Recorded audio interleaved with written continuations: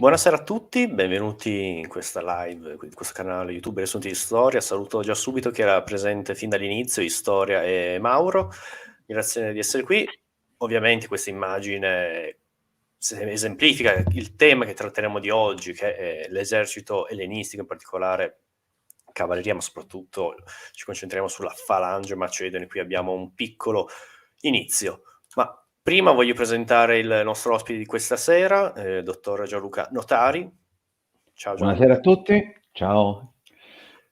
Bene, questa live è il seguito di una serie di live che affronteremo pian piano. Questa è la seconda, la prima che troverete anche in descrizione, l'abbiamo fatta sulla falange classica, quindi dal modello arcaico fino ad arrivare dopo la guerra del Peloponneso. E adesso ovviamente continueremo oggi con il modello ellenistico e poi inizieremo anche con i vari ordinamenti della fanteria del periodo romano, monarchico, repubblicano, alto e poi tardo impero, ecco.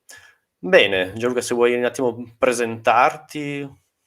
Allora, io sono un appassionato di storia militare, mi piace la storia, in particolare poi storia militare, ampio il periodo di riferimento, antico in particolare, però io sono interessato a ciao Mauro, interessato a, tutti i periodi storici. Mi interessa soprattutto riuscire a capire non tanto come o diciamo sì, lo svolgimento di una campagna piuttosto che non di una battaglia, ma quanto tutto quello che intorno a una battaglia o una campagna ha determinato quel risultato. Quindi, il risultato, come per fare un esempio simpatico, sapere come è finita Waterloo, ma io personalmente sono più interessato a capire perché si è sviluppato in quel determinato modo, perché i francesi si sono mossi in quel modo, perché si sono mossi gli inglesi in quest'altro modo e così via. Lo stesso vale per il mondo antico, medievale, rinascimentale, prima illuminismo e così via. Quindi mi interessa di più capire le teste di chi poi operava sul campo. E niente, Bene, io questo è. direi, Vai. se ti va possiamo iniziare, che sarà una bella chiacchierata, bella lunga. Ah. Ovviamente se avete domande fatele nel mentre. Perfetto. Allora, in questa presentazione stasera ci occupiamo del periodo della supremazia macedone, quindi indicativamente tra la fine, o meglio, del 400 avanti Cristo fino a circa il 300 avanti Cristo, che vede l'apogeo quindi delle vittorie di Alessandro Magno fino ad arrivare alle guerre per la sua successione.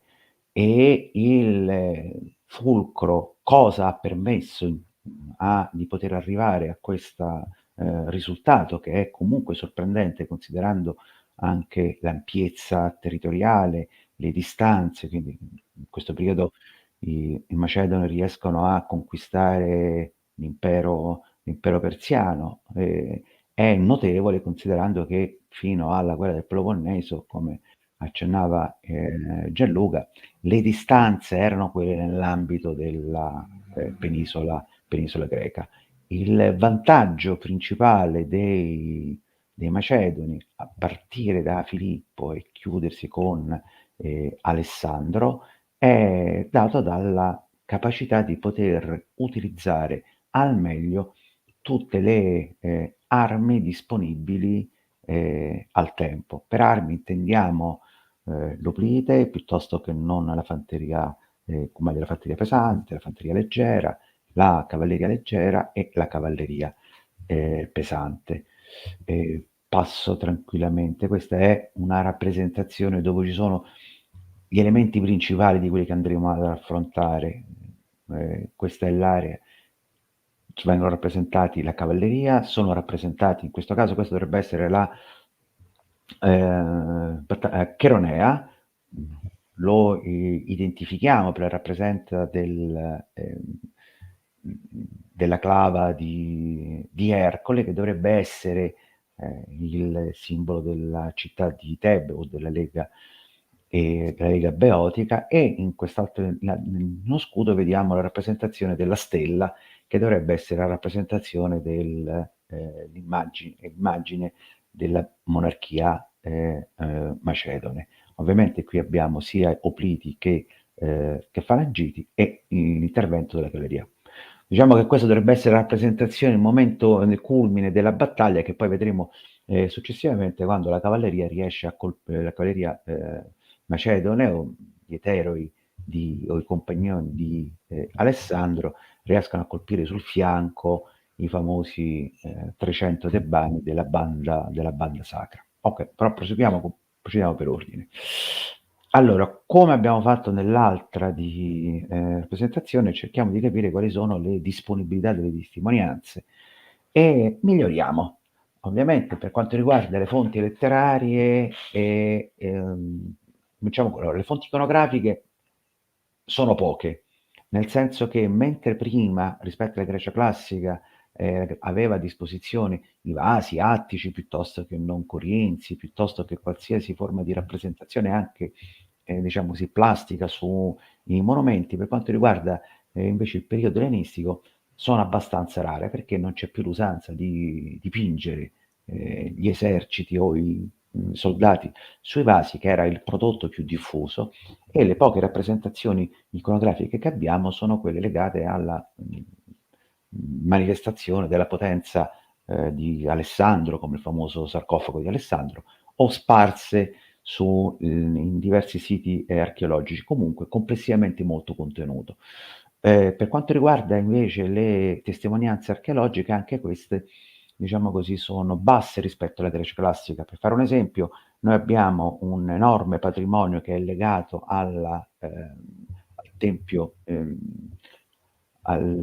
scusate, a Olimpia, dove c'erano tanti precinti dedicati da singole realtà cittadine dedicati agli dei, dove venivano, diciamo così, collocate donazioni o ricordi, quindi potevano essere soprattutto elmi, magari altre parti di equipaggiamento che potevano essere catturati al nemico. Questa usanza con la dominazione macedone scompare completamente. Abbiamo dei reperti sparsi che ci consentono di tipicizzare gli elmi piuttosto che non altre parti dell'armamento, però sostanzialmente abbiamo poche testimonianze archeologiche. Per esempio, per quanto riguarda l'arma principale dei Macedoni, la sarissa, abbiamo poche rappresentazioni sia grafiche che iconografiche. Per quanto riguarda anche la parte letteraria, come sempre, abbiamo carenza di testimonianze coeve. Le testimonianze che abbiamo, quella più antica è Polibio, che racconta, fa una descrizione diventata, diciamo così, famosa, di confronto tra la legione romana del 200 avanti Cristo e la falange macedone, ma tutto il resto, quindi quello che riguarda l'Anabasi di Alessandro, piuttosto che non la descrizione delle sue campagne, sono molto posteriori, indicativamente al primo secolo d.C. Quindi qual è il problema? Il problema è sempre che tra l'evento e la sua narrazione passano un paio di centinaia di anni, mediate dalla necessità di selezionare quelle che sono le fonti che in quel momento potevano essere, si pensava, come qualsiasi storia si rispetti, essere la rappresentazione più vicina alla realtà. Il processo di selezione dell'informazione non seguiva un metodo, ma quella della prossimità, per cui su 2, 3 narrazioni, se erano abbastanza omogenee tra di loro, si prendeva quella che era quella più accreditata, o quella che più veniva utilizzata, indipendentemente poi dalla verificare se effettivamente su un testo effettivo fosse raccontata nella stessa maniera.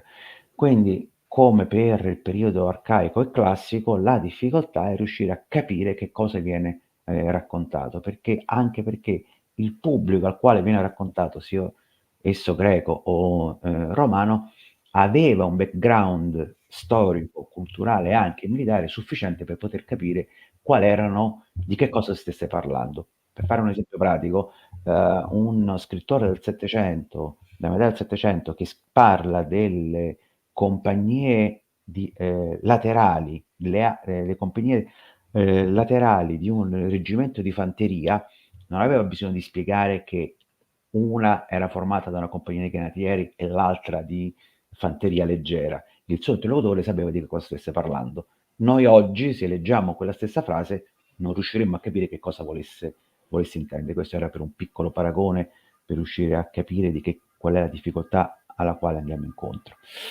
Detto questo, come avevamo visto l'altra volta, questa è una rappresentazione dell'evoluzione tattica. Se per il periodo arcaico e periodo classico l'evoluzione è abbastanza contenuta, vediamo che c'è in realtà un picco di convergenza in termini di organizzazione, equipaggiamento e tipo di unità nel periodo macedonico. Questo perché tutto quello che è accaduto tra fine della guerra del Peloponneso, o meglio, tra la guerra del Peloponneso e l'ascesa della monarchia macedone in termini di esperienza tattica, di utilizzo di altre forme, di altri tipi di unità, trova la sua naturale conclusione nell'esercito macedone. Per cui, come dire, Alessandro e Filippo sono degli reali innovatori? In parte sì e in parte no, vedremo poi in quale parte per ciascuno, però sostanzialmente tutto quello che troveremo su un campo di battaglia dalla parte dell'esercito macedone non è niente di nuovo per un greco, non sarebbe niente di nuovo per un greco classico. La novità sta nelle loro modalità di impiego. Io vado avanti, se tu, Gioco, mi fare qualche domanda, ci fermiamo. No, per ora Perfetto, andiamo oltre. Allora, come avevamo detto prima, se prendete, avrete la pazienza di seguire la precedente live, prendete conto che progressivamente i tipi di unità che vengono utilizzate sul campo di battaglia si aumentano. Partiamo dalla fanteria pesante e fanteria leggera, che erano i due elementi principali, quindi gli opliti piuttosto che non psiloi o peltasti di fanteria leggera. Si aggiunge nella parte finale durante la guerra del Peloponneso la cavalleria leggera, ma la cavalleria pesante rimane diciamo così, un tipo di unità poco utilizzato perché la Grecia, propriamente detta, quindi tutta la parte della penisola greca che sta a valle della Macedonia, poteva produrre, nella migliore delle ipotesi, una forma di fanteria leggera, di cavalleria leggera. Per cavalleria leggera intendiamo la cavalleria che ha come caratteristica predominante il combattimento a distanza. Quindi, essendo in Grecia sostanzialmente giavellotti, se fosse stato disponibile un altro tipo di cavalleria di tipo orientale, potevano essere l'arco. Ma non c'è tradizione, propriamente detto, nella Grecia continentale di fanteria pesante. Con l'esercito macedone, invece, troviamo per la prima volta una cavalleria il cui scopo è proprio quello di sfruttare le debolezze della fanteria avversaria e romperne la linea. Questa caratteristica è stata per moltissimo tempo messa in discussione dalla storiografia dominante, inizialmente dalla fine del 1700 fino alla seconda metà, indicativamente, del secolo scorso, perché si partiva dall'assunto che senza le staffe non fosse la piattaforma cavallo e cavaliere non fosse sufficientemente stabile per poter consentire un combattimento ravvicinato a corpo. Studi successivi e anche, diciamo così, una maggiore diciamo così, affidabilità a quanto raccontavano le fonti, hanno poi portato a rendersi conto che effettivamente era possibile che anche senza staffe un cavaliere armato di lancia lunga, poi come vedremo, avesse più possibilità di impiego in combattimento ravvicinato rispetto a quello di tipo. si pensava di Ricordiamo, se posso, anche che i cavalli nell'Evo antico erano anche molto più piccoli, 1,30, 35 al Garrese, sì, quindi non dobbiamo pensare agli stalloni andalusi alti 2 metri. esatto. C'è un, diciamo così, un nuovo percorso di analisi storica archeologica che riguarda i ritrovamenti di animali domestici, in particolare i cavalli, che sembrerebbe indicare che a seguito della, diciamo così, dell'inquinamento di razza dai cavalieri, dai cavalli iranici, che erano quelli più grossi e massicci, sono quelli che poi daranno vita ai catafratti e così via. Le razze della Macedonia, razze equine della Macedonia, fossero tra le razze più grosse. Quindi, da una parte, come dici giustamente te, la cavalleria tradizionale greca si basava su cavalli di piccola taglia, sostanzialmente, che poi troveremo anche nel mondo italico. E sembrerebbe invece che la cavalleria dei compagni o la cavalleria macedone potesse utilizzare anche razze di cavalli molto più forti, più robusti, ma proprio anche più grossi. Sappiamo benissimo che il nome del cavallo di Alessandro Bucefalo, che voleva dire testa di toro, già rappresenta una, insomma, è caratteristico della tipologia di cavallo. E questo potrebbe a pensare che il modo con cui la cavalleria attaccava non fosse la carica, diciamo così, che ci immaginiamo dei lancieri napoleonici o piuttosto che non dei lancieri normanni, ma fosse più un trotto sostenuto, tale per cui il cavallo poteva essere più facilmente controllato e con un'asta molto più lunga di quella tradizionale potesse arrivare a contatto con il nemico mantenendo la coesione del reparto. Vabbè, questo poi lo vediamo dopo poi. Ok, un'altra caratteristica rilevante è che nel rapporto è intanto sulle dimensioni.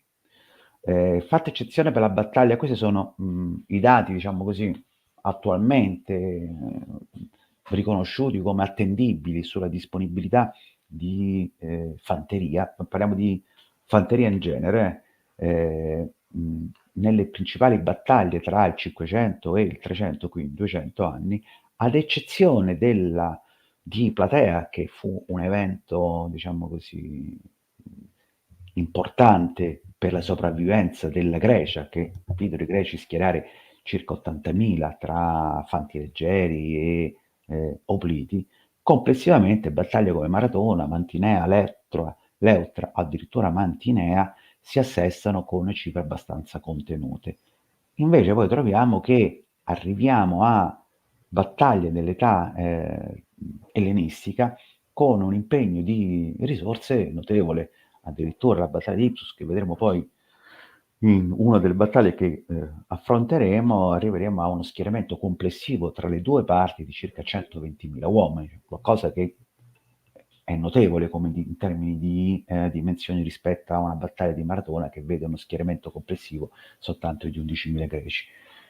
E la sproporzione in termini di risorse tra la Grecia classica e la Macedonia, il regno di Macedonia, è dovuto al fatto proprio della capacità del bacino di reclutamento. Le città greche avevano come bacino di reclutamento, diciamo così, una fascia della società abbastanza contenuta. Erano quelli che erano in grado di più o meno equipaggiarsi almeno con un elmo, con uno scudo e una lancia. Elmo, scudo e lancia che comunque dovevano essere prodotti, avevano un costo non indifferente. Poi i più ricchi avevano anche l'armatura. Per quanto riguarda invece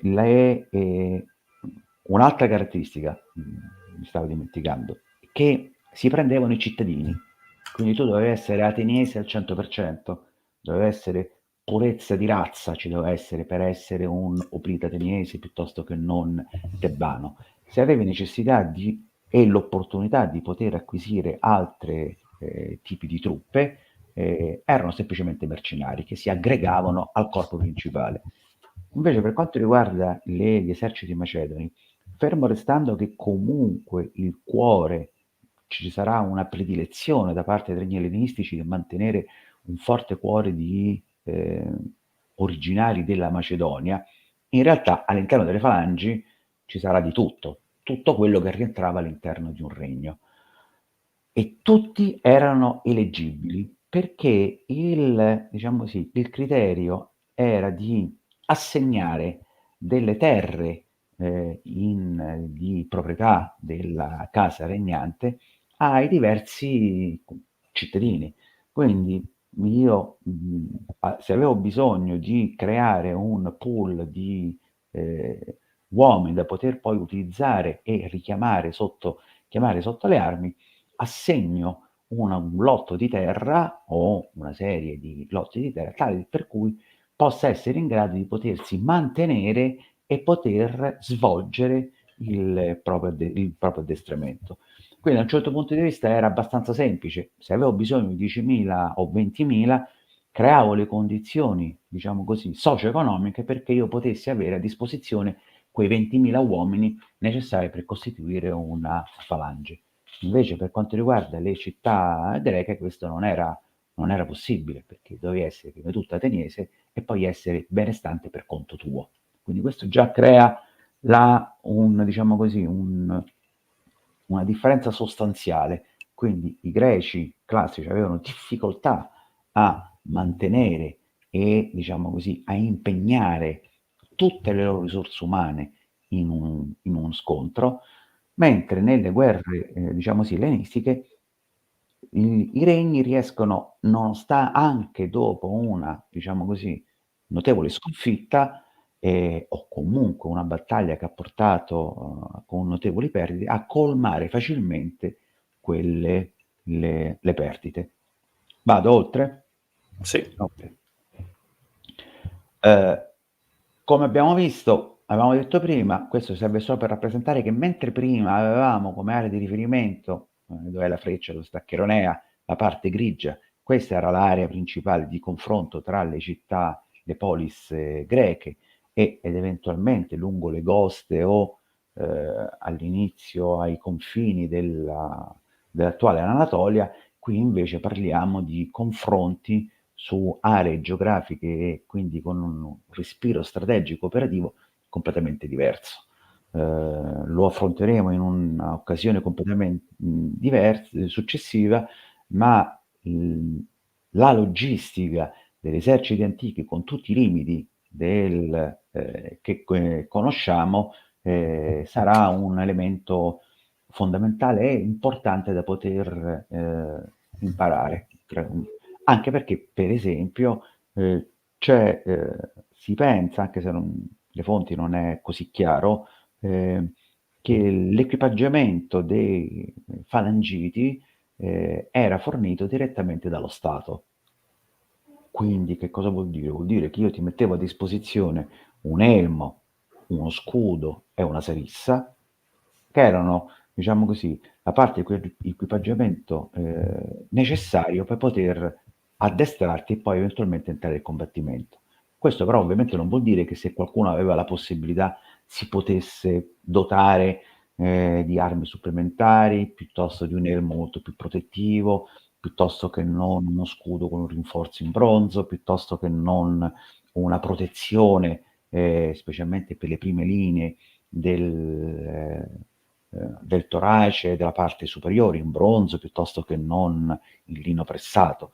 Però sostanzialmente una delle caratteristiche era: io ti metto a disposizione anche l'equipaggiamento, ti porto in termini di addestramento nelle condizioni di poter operare sul campo di battaglia, seguire poi gli ordini, ed è più che sufficiente. Quindi non dovevi fare nient'altro, non ti dovevi equipaggiare per poter essere in grado di difendere la città o essere impegnato in una campagna militare. Io ti metto a disposizione tutto, quindi ti do la terra, ti do l'equipaggiamento, ti addestro, dopodiché sei arruolabile in qualsiasi momento.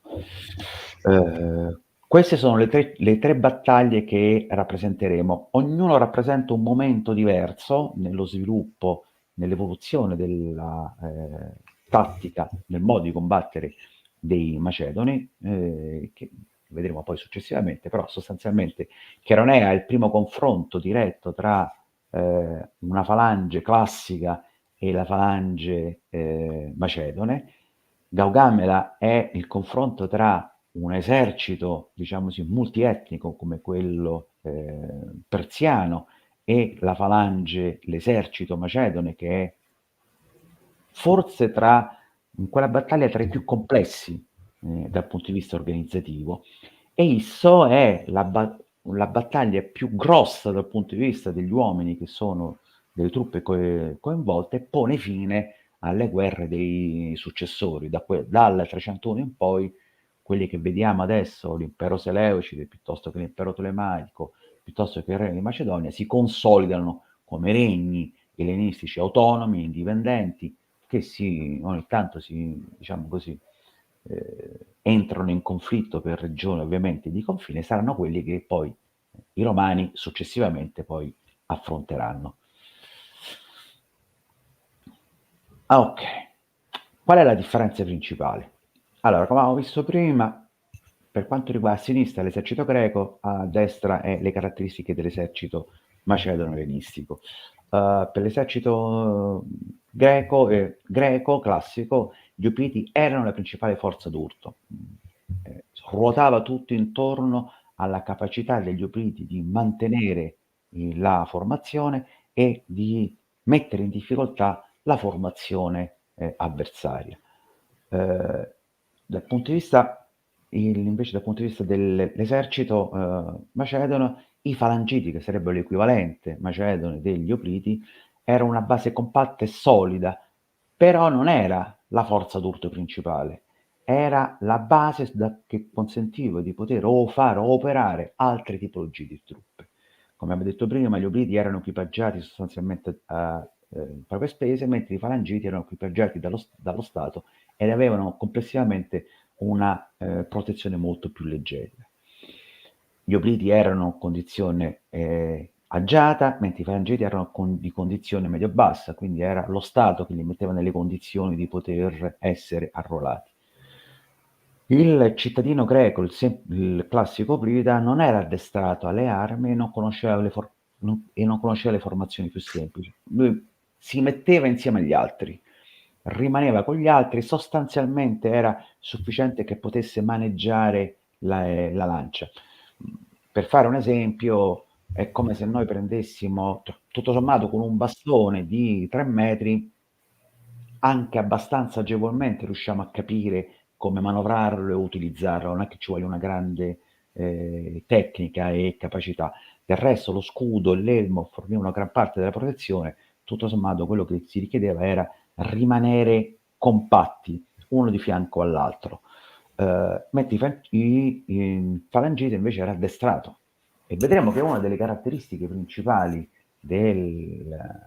che diciamo così, identificano Filippo sarà il fatto che viene ricordato per essere stato il primo ad aver portato i propri soldati a fare un addestramento costante e permanente, quindi lunghe marce, compreso erano abituati a portarsi l'equipaggiamento, quindi i viveri per 5-6 giorni, la propria sarissa, l'elmo, lo scudo, marce fino a 20-25 chilometri in qualsiasi condizione di terreno e anche addirittura in qualsiasi condizioni, diciamo così, atmosferiche. Quindi alla fine era un soldato preparato a affrontare il nemico, mentre dall'altra parte gli Opliti erano una milizia fatta di veterani e altri molti, diciamo così, alle prime armi, e vedremo a Cheronea che questo aspetto qua creerà qualche problema che porterà poi allo sfaldamento della linea greca. Lo schieramento era semplice, era un rettangolo più o meno smussato, poco articolato, anzi per niente articolato, per cui rimaneva, tutti quanti erano un unico, diciamo, formavano una fronte compatta, aveva una profondità che era variabile, però sostanzialmente così erano, non avevano la capacità di manovra, quindi non potevano spostarsi nel campo di battaglia per prendere una posizione diversa. Ovviamente l'eccezione a questa regola fondamentale era data dagli Spartani, che erano gli unici che sembrerebbero avessero la capacità di poter fare un minimo di manovra nel campo di battaglia. Tra queste la capacità di potersi muovere all'esterno della formazione della falange nemica e poterne colpire il fianco. Invece la falange era da una parte molto più meno flessibile della teoria della falange oplitica, perché la falange oplitica dipendeva dalla capacità degli opliti di poter assorbire, quindi ci dobbiamo immaginare che la falange fosse come qualcosa di molto più elastico, quindi nel combattimento che prevedeva la spinta più o meno di due corpi, assumeva un atteggiamento elastico, quindi si muovevano così, mentre la falange macedone è compatta e ha un'organizzazione ben precisa, deve essere di quella quantità e quella profondità, perché tutte le manovre e il periodo di addestramento era finalizzata a muovere quell'unità in maniera compatta. Ma se posso aggiungere, poi lo vedremo meglio dopo, solo di questo argomento. Come hai detto prima, la falange è il nucleo, il nocciolo duro dello schieramento classico, cioè rotta la falange è persa la partita, cioè si Sì, rompe, torniamo indietro. Invece la falange macedone è una delle tante armi, come vedremo, cioè esatto, veniva usata anche insieme ad altre, la cavalleria o anche delle fanterie più specializzate, pesanti o anche delle fanterie leggere. Quindi possiamo dire, verso un professionismo della guerra. L'esercito ellenistico è fatto un esercito specializzato di professionisti, quindi non dobbiamo solo vedere falange infatti, classica e falange macedone, ma vedere certo. falange classica e l'esercito ellenistico. Prego. Esatto, è vero. E anche un'altra caratteristica che distingue la fanteria classica dalla fanteria macedone è la presenza di ufficiali. Nell'esercito classico non c'erano ufficiali intermedi, o meglio, le fonti non lo riportano. Quindi c'era al massimo il comandante di un reggimento che era abbastanza grosso, che si posizionava con un gruppo di veterani sull'ala destra, però sostanzialmente all'interno ognuno si muoveva, ci si basava su un legame, diciamo così, personale, quindi io mi posizionavo, avevo di fianco a me i cugini oppure quelli che erano della fattoria di fianco o che erano quelli che incontravo al mercato, facevano parte di quel gruppo, diciamo così, abbastanza coeso, ma niente di più. Del resto io non dovevo manovrare, quindi per cui qual era la necessità di avere qualcuno che mi dicesse cosa dovevo fare. Quello che dovevo fare era stare fermo, sostanzialmente, impugnare lo scudo e colpire da qualche parte con la lancia. Invece, come tu dici, la flessibilità stava nel fatto che era consentita perché, come vedremo, avevano gli ufficiali. L'esercito macedone è il primo a dare una gerarchia e un senso, quindi una gerarchia e un ruolo a ognuno delle sue componenti. E tra parentesi, se chi va a Roma o comunque se vedete un'immagine di un imperatore, vedrete che spesso e volentieri ha una fascia sul busto. Quella fascia in realtà è un nodo ellenistico e doveva rappresentare e distingueva sul campo di battaglia gli ufficiali dai non ufficiali. Quindi il modo per distinguere un ufficiale era dato da questa fascia qua e questa fascia poteva assumere anche un colore diverso, nel caso specifico poteva essere di color porpora, e identificava quelli che erano i comandanti di reparto. Quindi noi abbiamo all'interno di un'area, diciamo così, di un'unità compatta, perché era abbastanza grossa l'unità di base della falange macedone, gli ufficiali e che avevano un compito ben preciso, non erano semplicemente, non avevano l'obiettivo di spronare sul campo di battaglia, quindi in prima linea, ma dovevano consentire di poter seguire gli ordini, le indicazioni dei comandi superiori e muoversi di conseguenza. Perché, come vedremo, la falange riesce a muoversi sul terreno nonostante sia molto più compatta. Questo perché i soldati sono abituati, i falangiti sono abituati a muoversi con l'equipaggiamento che è a disposizione. Mentre, tornando come era prima, abbiamo già parlato della la differenza in termini numerici tra la falange tra gli eserciti classici, quindi con la falange e eserciti macedoni. Un altro elemento era la differenza tra i diversi tipi di armi che venivano utilizzati, quindi sistemi d'arma, quindi fanteria leggera, piuttosto che cavalleria leggera, piuttosto che cavalleria pesante, a cui prima abbiamo accennato, e che non è che non fossero presenti, come abbiamo visto l'ultima volta, anche nella parte finale del periodo classico, quindi la guerra del Peloponneso, abbiamo visto, ma erano espedienti, cioè io avevo il mio punto di forza era la falange, avevo necessità di proteggere i miei punti deboli, utilizzavo quello che avevo a disposizione.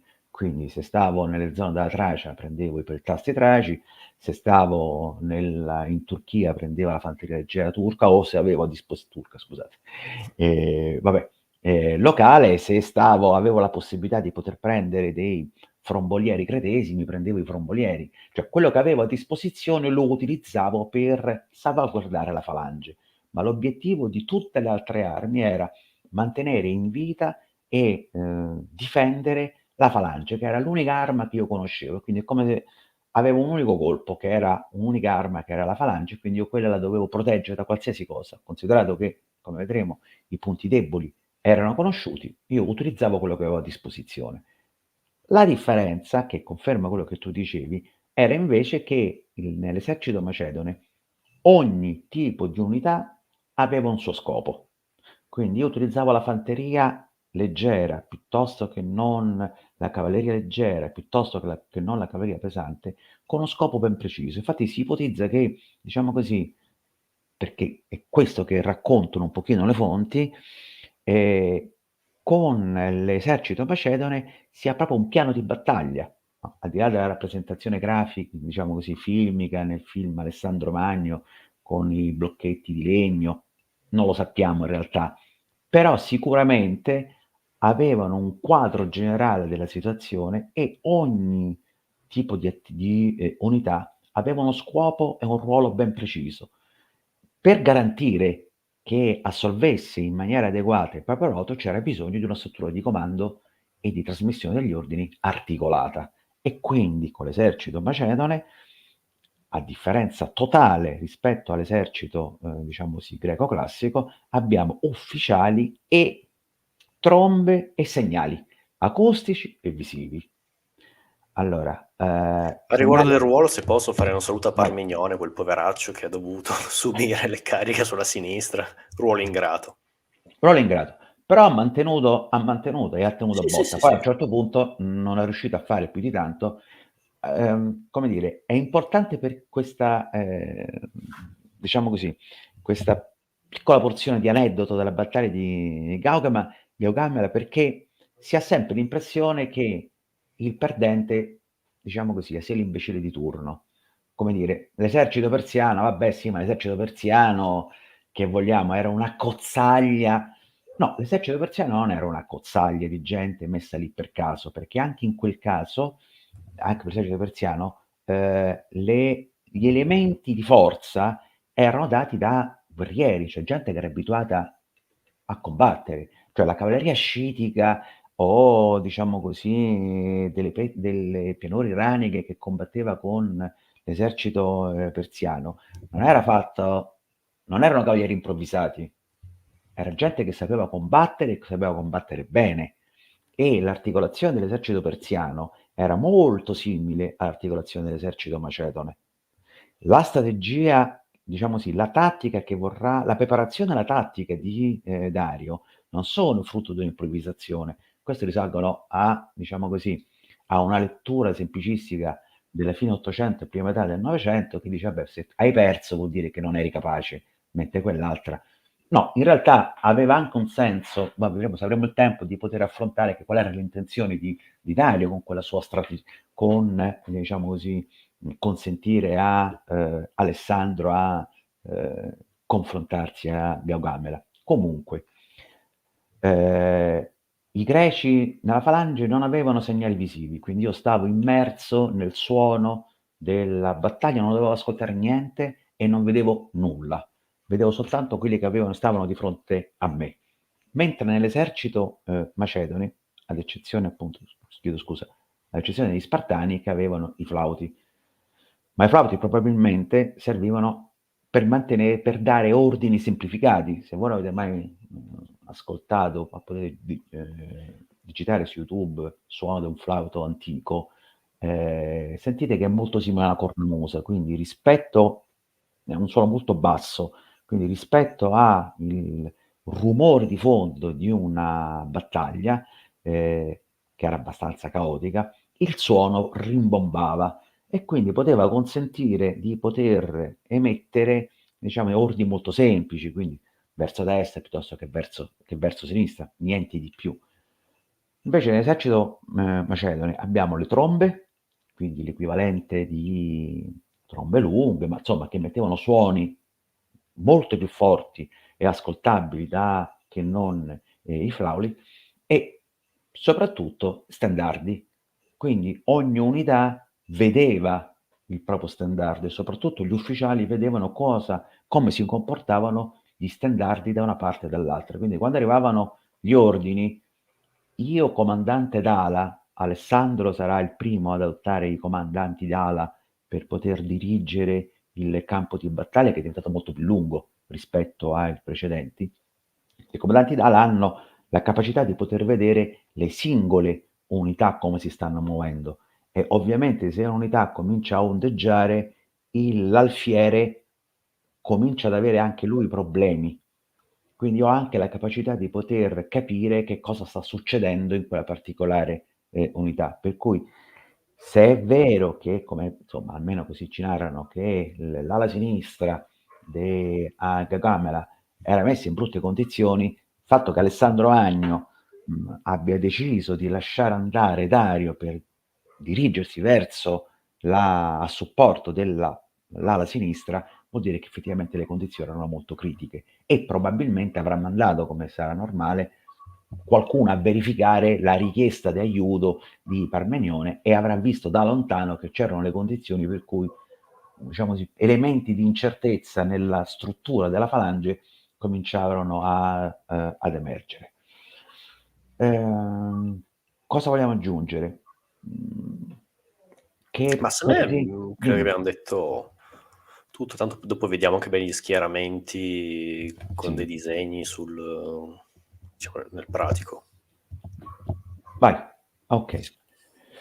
Allora, tipologia di fanteria cerchiamo di essere anche qua abbastanza veloci. Queste qua a sinistra, l'esercito greco era caratterizzato, si vede, questa immagine non era così, vabbè, fanteria pesante, quindi opliti, poi c'era fanti leggeri che erano sostanzialmente peltasti, qui c'è un refuso, scusate, e psiloi, quindi peltasti sono quelli armati di scudo, psiloi era proprio al massimo armati di pietre. E buona E volontà. com'è? E buona volontà. E buona volontà, esattamente. Beh, erano anche dei razziatori, perché erano quelli che bazzicavano poi sul campo di battaglia a raccogliere tutto quello che c'era di utile, perché il saccheggio dopo il campo di battaglia era una caratteristica. Uno psiloe la volta dopo si poteva portare, diciamo sì, sarebbe entrato in uno schieramento, specialmente se erano poi stranieri, quindi non erano greci, con un elmo preso a un macedone piuttosto che non a un greco e quant'altro.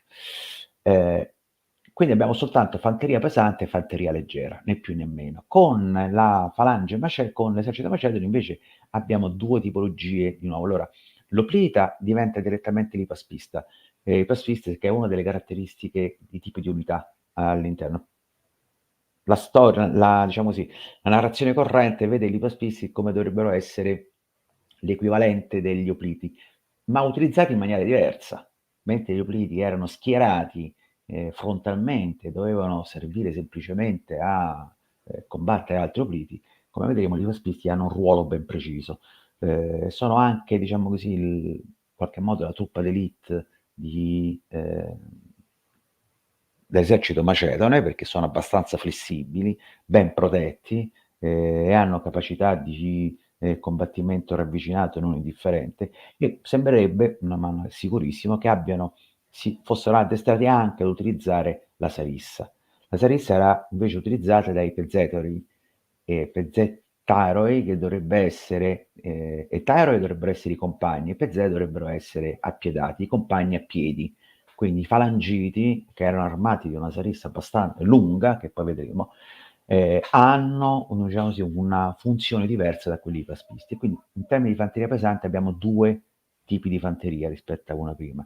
Per quanto invece riguarda la fanteria leggera, da una parte abbiamo sicuramente gli psiloi che rimangono, che possono essere anche arcieri piuttosto che non frombolieri.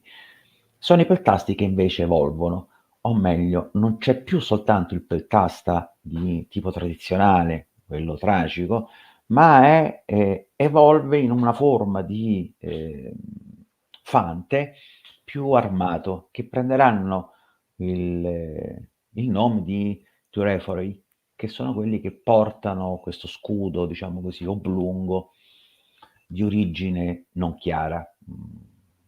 Dicevi l'altra volta che potrebbe essere di origine celtica. No, no, semplicemente C'è dicevo chi che lo pensa... riportano i Sì, Celti nel sì, V-IV secolo, lo riportano i Celti, ma già tipo Turos, cioè impugnato a manopole a livello orizzontale, già in epoca micenea l'idea è questa, di uno sì, scudo infatti, appoggiato a manopole, invece l'aspis, scudo plitico, è imbracciato e ha due lacci, uno sulla mano e uno sull'avambraccio, sono questi due modelli, a manopola orizzontale tale, oppure esatto. l'aspis imbracciato. Guarda, ci sono alcune, al di là di questo scudo, lo scudo, no, lo ritroviamo anche tra i Traci come scudo, quindi potrebbe anche non essere di origine No, no, celta, ma infatti no, non nel volevo dire che senso origine che... No, no, celtica, no, il no, mio discorso è che da quando poi arrivano i Celti nel V secolo, l'aspis viene, già lo sostituito. conoscevano gli Etruschi e i Romani, però poi viene progressivamente abbandonato. Lo scutum è un Tureos. E infatti si pensa che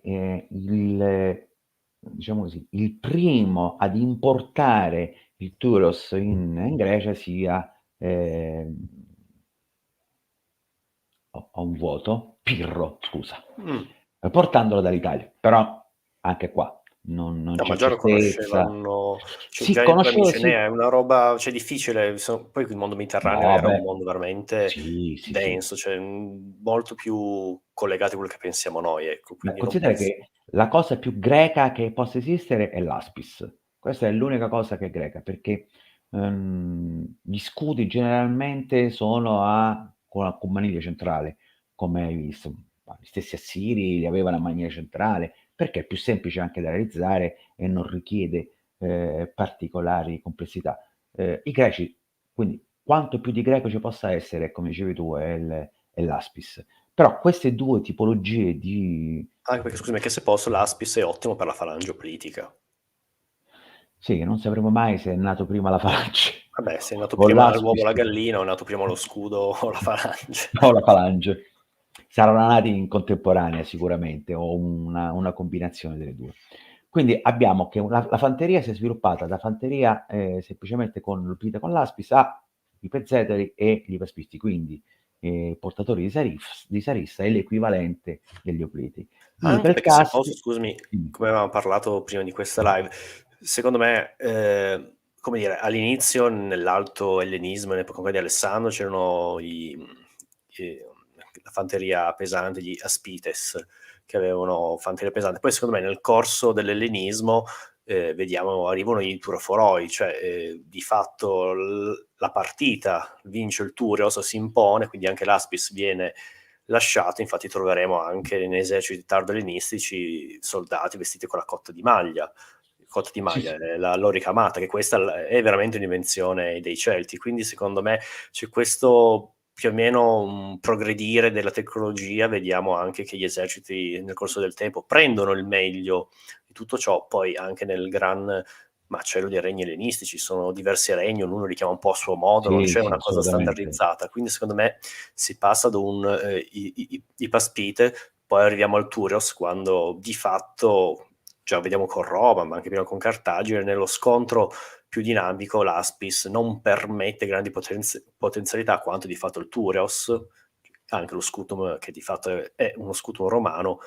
vince la partita a livello tecnica. Quindi secondo me possiamo vederli anche in sequenza.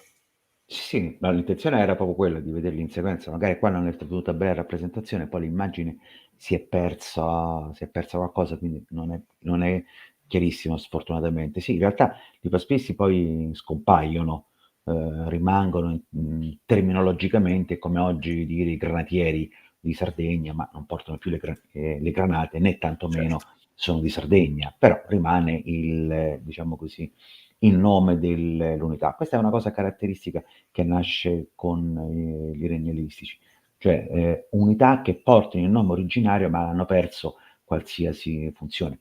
Per fare un esempio, la cavalleria tarantina che nasce a Taranto, quindi di origine della Magna Grecia, e poi diventa una specialità, dovrebbe essere la prima cavalleria greca armata di scudo, però anche su questo c'è qualche elemento di incertezza, e poi si chiamerà Tarantinoi, ma non sono certo mercenari Tutti di di Taranto, di certo. Taranto. È Come gli diventato arcieri un cretesi, etnonimo. o i Esatto. siriani, cioè. Esatto, è un etnonimo che serve a caratterizzare qualcosa, niente di Certo. più. Combattono in quel modo, ma non sono certo di origine etnica. Allora, cerchiamo se si vede, ok. Questo è un falangita, quindi tutto sommato rispetto all'Oplida l'unica differenza è l'asta, quindi la sarissa, che è quella più lunga. La sarissa poteva arrivare fino a 6 metri e mezzo, arrivare fino a 7, 8 metri nella parte finale dei regni ellenistici, con un peso non indifferente, tra i 5 e i 6 kg, e quindi, diciamo così, come vedremo dopo, la sarissa si sbilancerà in avanti e quindi fletterà. Per il resto è un plita normale, diciamo così. In questo caso è dotato di una corazza di lino, schinieri, elmo e uno scudo. Una caratteristica della sarissa era che poteva essere separata in due parti, come si vede da parte del disegno a sinistra, e la parte centrale, che è diciamo così, un tubo di metallo, serviva per unire le due estremità della sarissa. La punta, che era questa qua, era molto più leggera rispetto alla parte finale, che doveva essere necessariamente più pesante. Si pensa che fosse così pesante anche, vista questa forma, per poter, diciamo così, essere fissata a terra e mantenere forza, ma non c'è nessuna narrazione che dice di fare, che possa essere utilizzata. Si pensa invece che in realtà possa essere semplicemente un contrappeso necessario per poter maneggiare la picca, che comunque era ampia. Qua abbiamo la rappresentazione, diciamo così, stilizzata delle forme dei tre scudi che conosciamo. Uno è l'aspis greco, al quale facevi riferimento, con i bordi che dovrebbero facilitare la possibilità di essere poggiato sulla spalla, e poi abbiamo la pelta macedone e l'aspis macedone. Perché abbiamo due scudi diversi? Perché da una parte le fonti parlano di pelta macedone, quindi la pelta è uno scudo molto più piccolo, poco concavo, e che serve a proteggere semplicemente, diciamo così, al massimo è un cubito di raggio, quindi un cubito è un gomito, un'unità di misura che misura soltanto la parte dell'avambraccio, e serviva sostanzialmente a proteggere la spalla e il gomito, non doveva andare molto di più. Però ci sono anche delle rappresentazioni e una descrizione, mi pare che fosse di Diodoro, no, Diodoro mi pare, che quando descrive lo scudo macedone, che chiama Aspis, lo descrive bombato, quindi ovviamente non è una pelta classica abbastanza piatta, ma è molto più bombato. In alcune rappresentazioni, specialmente quelle non mi ricordo, vabbè, ehm, dopo Cinocefale, vabbè, Insomma, comunque le rappresentazioni in marmo lasciano intravedere la possibilità che lo scudo sia molto più bombato. Quindi si pensa che l'Aspis Macedone, cioè definito Aspis Macedone, sia uno scudo molto più protettivo rispetto alla semplice pelta. In realtà potrebbe essere semplicemente perché Aspis vuol dire scudo e quindi come doveva chiamarlo quello? Aspis Macedone, ma semplicemente voleva dire semplicemente che era lo scudo. Tra parentesi, Sarissa è l'equivalente in macedone, dialetto macedone, di lancia, non vuol dire altro. Si chiama Sarissa perché i macedoni la chiamavano Sarissa, ma avrebbero chiamato Sarissa anche una lancia, diciamo così, da falange. Classica. Classica, esatto. Però, se posso, la particolarità di questo scudo che permette di usare tutte e due le mani. Esatto, bravo, giusto, mi ero dimenticato. Ed era portato a tracolla, quindi un pochino ricorda anche quelle che sembrerebbero essere le rappresentazioni addirittura del periodo pre-miceneo, con gli scudi che erano portati sulla spalla e quindi c'era il telamone che doveva consentire di spostarlo dalla parte posteriore avanti. Questo probabilmente perché doveva, nel momento in cui il falangita doveva impugnare la falange, lo scudo era lasciato sostanzialmente libero. Però in realtà non è che ne abbiamo certezze, perché le rappresentazioni interne degli scudi sono molto più simili a quella di un aspis classico, quindi c'è la doppia impugnatura, per cui non sappiamo bene come dovesse essere. Nella descrizione che viene fatta si parla di impugnatura che, diciamo così, pendeva lungo sulla spalla. Poi, ok. Come dicevamo prima, i paspisti è un tipo di fanteria molto più sostanzialmente è un'oplita, né più né meno, armato con lo stesso equipaggiamento di un'oplita, quindi spada, scudo rotondo, lancia normale e cioè, l'equivalente. E il ruolo lo vedremo poi successivamente, mh, pare che fosse anche addestrato ad utilizzare la Sarissa. E i peltasti e psiloi, come abbiamo visto prima, sono le fanterie leggere che abbiamo già incontrato nel periodo classico, con l'aggiunta che vengono utilizzate non soltanto in base alla loro disponibilità, ma a un ruolo ben preciso. Quindi si scelgono e si cercano truppe specializzate per essere in funzione anche dell'avversario che deve essere utilizzato. Non è il caso, non l'abbiamo affrontato, però diciamo così, anche se le fonti, come sempre, lasciano un pochino in disparte i tipi di fanteria meno nobili, la falange piuttosto che non altri tipi di unità come la cavalleria, il ruolo, sta venendo fuori che il ruolo della fanteria leggera, anche se non narrato, era molto più rilevante di quello che si potesse pensare anche inizialmente.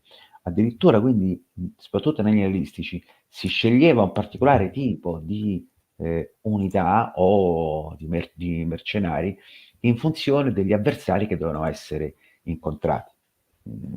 Se non mi ricordo male, però gli eserciti di Seleuco contro i parti di allora, quindi la cavalleria iranica che aveva i confini, prediligevano molto i frombolieri, perché avevano una capacità una potenza di fuoco, diciamo così, una gittata equivalente agli archi, mentre invece se dovevano affrontare reparti con cavalleria più pesante, come erano cavalieri persani e poi successivamente gli stessi ancora i parti, si preferiva utilizzare armati di lancia, di giavellotti, perché aveva una capacità di penetrazione superiore rispetto a un dardo, o meglio, non a un dardo, a un proiettile di piombo.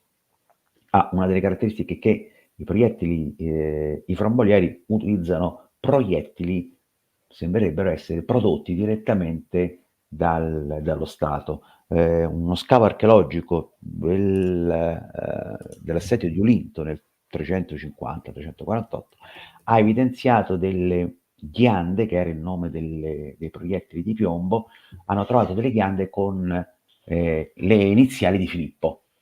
Quindi sembrerebbero, con l'analisi tipologica deve essere ancora completata, ma sembrerebbero indicare che ci fosse proprio, diciamo così, una fabbrica o una serie di atelier semi-industriali che producevano queste ghiande di piombo da dare alla fanteria leggera o agli psiloi in combattimento.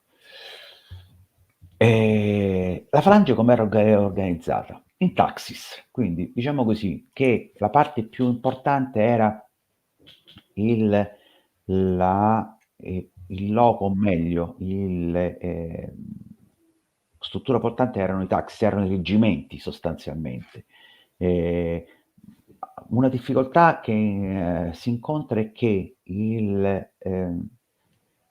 come dire, la terminologia cambia con il tempo e che quindi troviamo lo stesso nome per indicare cose diverse. Diciamo così, un Decas era il nome dell'unità di base, quindi diciamo così, l'equivalente non era proprio un plotone, ma insomma, che vuol dire decina, però diventeranno 16 con Alessandro, ma rimarranno sempre Decas.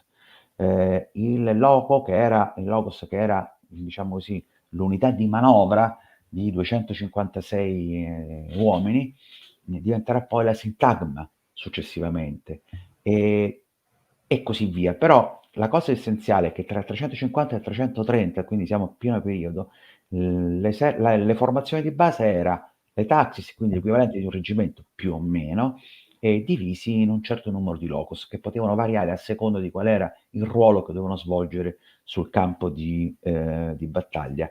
Con Alessandro, quando passa poi nella seconda fase della campagna con l'esercito persiano, organizza delle unità superiori che mettono più insieme più reparti e nascono appunto quelle che vediamo poi essere le chiliarchie, quindi le unità di migliaia di uomini, perché sono più facilmente manovrabili che non avere, diciamo così, doversi confrontare con tanti sotto unità inferiori. Cioè, la difficoltà che aveva trovato poi Alessandro era che io alla fine ho a che fare con, in questo caso specifico, 1, 2, 3, 4, 5, 6, diciamo così, compagnie, che in un esercito che era composto di 6 taxis erano 36 unità inferiori.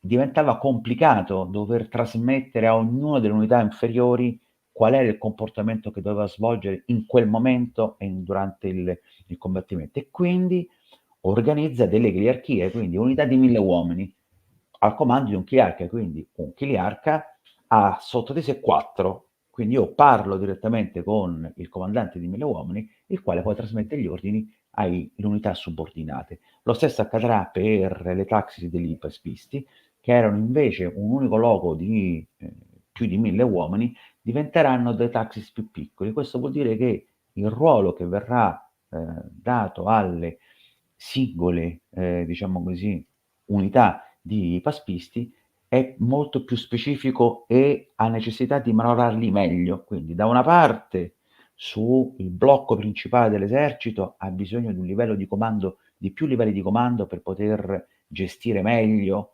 l'andamento della battaglia. Per quanto riguarda invece i reparti speciali, in questo caso i paspisti, ha bisogno di aumentarne la quantità mantenendo delle unità molto piccole. In realtà i 1000 paspisti sono l'equivalente di una chiliarchia, sempre 1000 uomini sono, ma si muovono in maniera diversa. Quindi l'unità di base passa dai 256 ai 1000, più facile da controllare e da gestire su un campo di battaglia. Invece la falange ellenistica abbiamo un livello ancora superiore di complessità. Quindi l'unità di base rimangono sempre i 256 uomini, poi abbiamo un'unità di 500 che è l'equivalente della corte, fino alla chiliarchia che è l'equivalente di una corte miliaria, quindi 1000 uomini, fino ad arrivare a livelli di gerarchia che mettono insieme, quindi sono 2000 uomini. i nomi sono quelli che sono. Ognuno di questi ha un suo comando indipendente. Quindi il livello di controllo e coordinamento è molto più stabile. Quindi io posso affidare ai singoli comandi delle attività separate sul campo di battaglia, un ruolo preciso e la possibilità, scusa, di muoversi in maniera specifica per raggiungere un obiettivo. Quindi contenere un'ala sinistra piuttosto che non occupare un colle, piuttosto che non avanzare di 1000 metri, un'avanguardia. Ho la possibilità di poter, diciamo così, articolare in maniera molto più semplice le unità che sono a disposizione.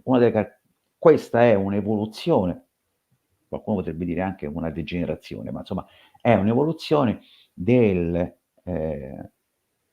la struttura che, diciamo così, mette in piedi Alessandro quando, entrando all'interno dell'impero persiano, avrà necessità di doversi confrontare con diversi satrapi che ogni tanto, diciamo così, si ribellano e costituiranno quelle che si chiamano le colonne volanti, che erano composte da tutte le unità, da diverse tipologie di unità, quindi una chiliarchia di pezzetori, insieme a una taxis di paspisti più 2 ale di cavalleria. Questa colonna volante, che ha tutte le componenti per poter essere autonoma e potersi muovere in combattimento come se fosse un esercito macedone, poi troverà negli eserciti ellenistici una, diciamo così, un'apoteosi di catene di comando. Neanche i romani arriveranno a questo livello di complessità, perché ovviamente comporta la difficoltà sta nel fatto che se un anello di comando cade perché ha ucciso il comandante e quant'altro, la difficoltà poi diventa l'incapacità di gestire. Come si muovono le falangi? Questo è l'ordine marcia aperto, questo vuol dire che quando si muovono in movimento sono larghi, perché giustamente non c'è necessità.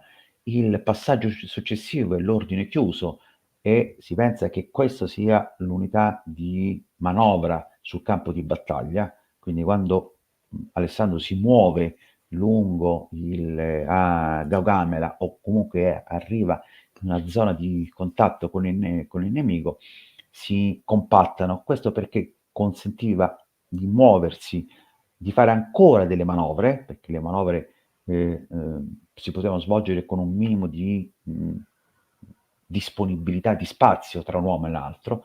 Quando si arrivava in prossimità del nemico, quindi si attendeva l'attacco o ci si muoveva in maniera offensiva, si utilizzava l'ordine compatto, per cui sostanzialmente la distanza era soltanto un pelta. Quindi, siccome il movimento, come vedremo, il falangita scusate, ma non riesco a capire perché non si vede qua. Bene.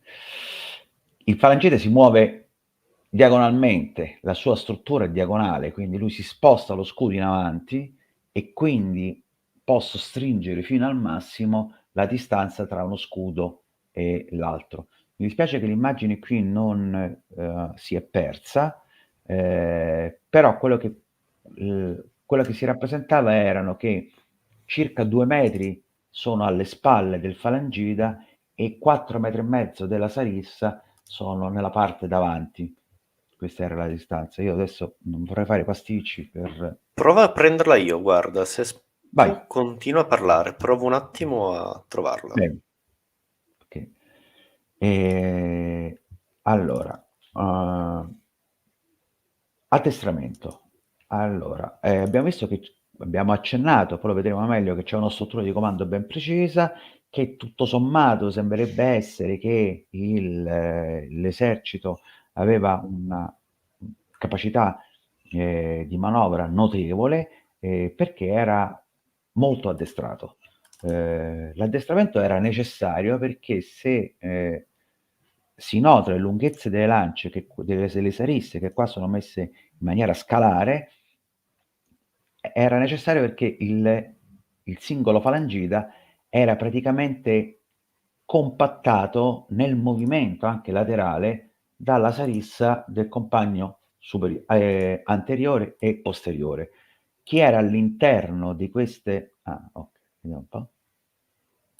Ah, vedi? Ecco, perfetto. Ok, grazie. Ok. Riesci a metterla? Non A la schermo? vedi? Sì, sì, no, la vedo, ma è a schermo... Ah, Vabbè, per me scusami. è uguale, eh.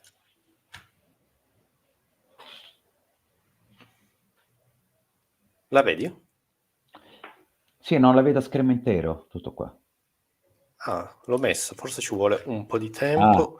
sì, ok. C'è un time lapse. Vabbè, ma è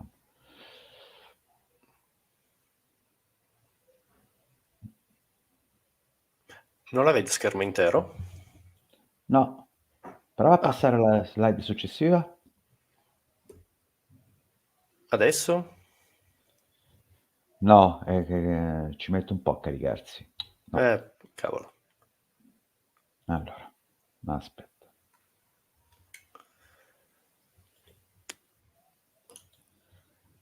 Dai, la rimetto io.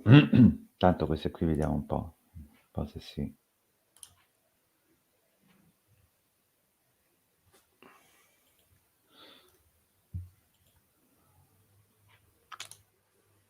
Ah, adesso si è mossa.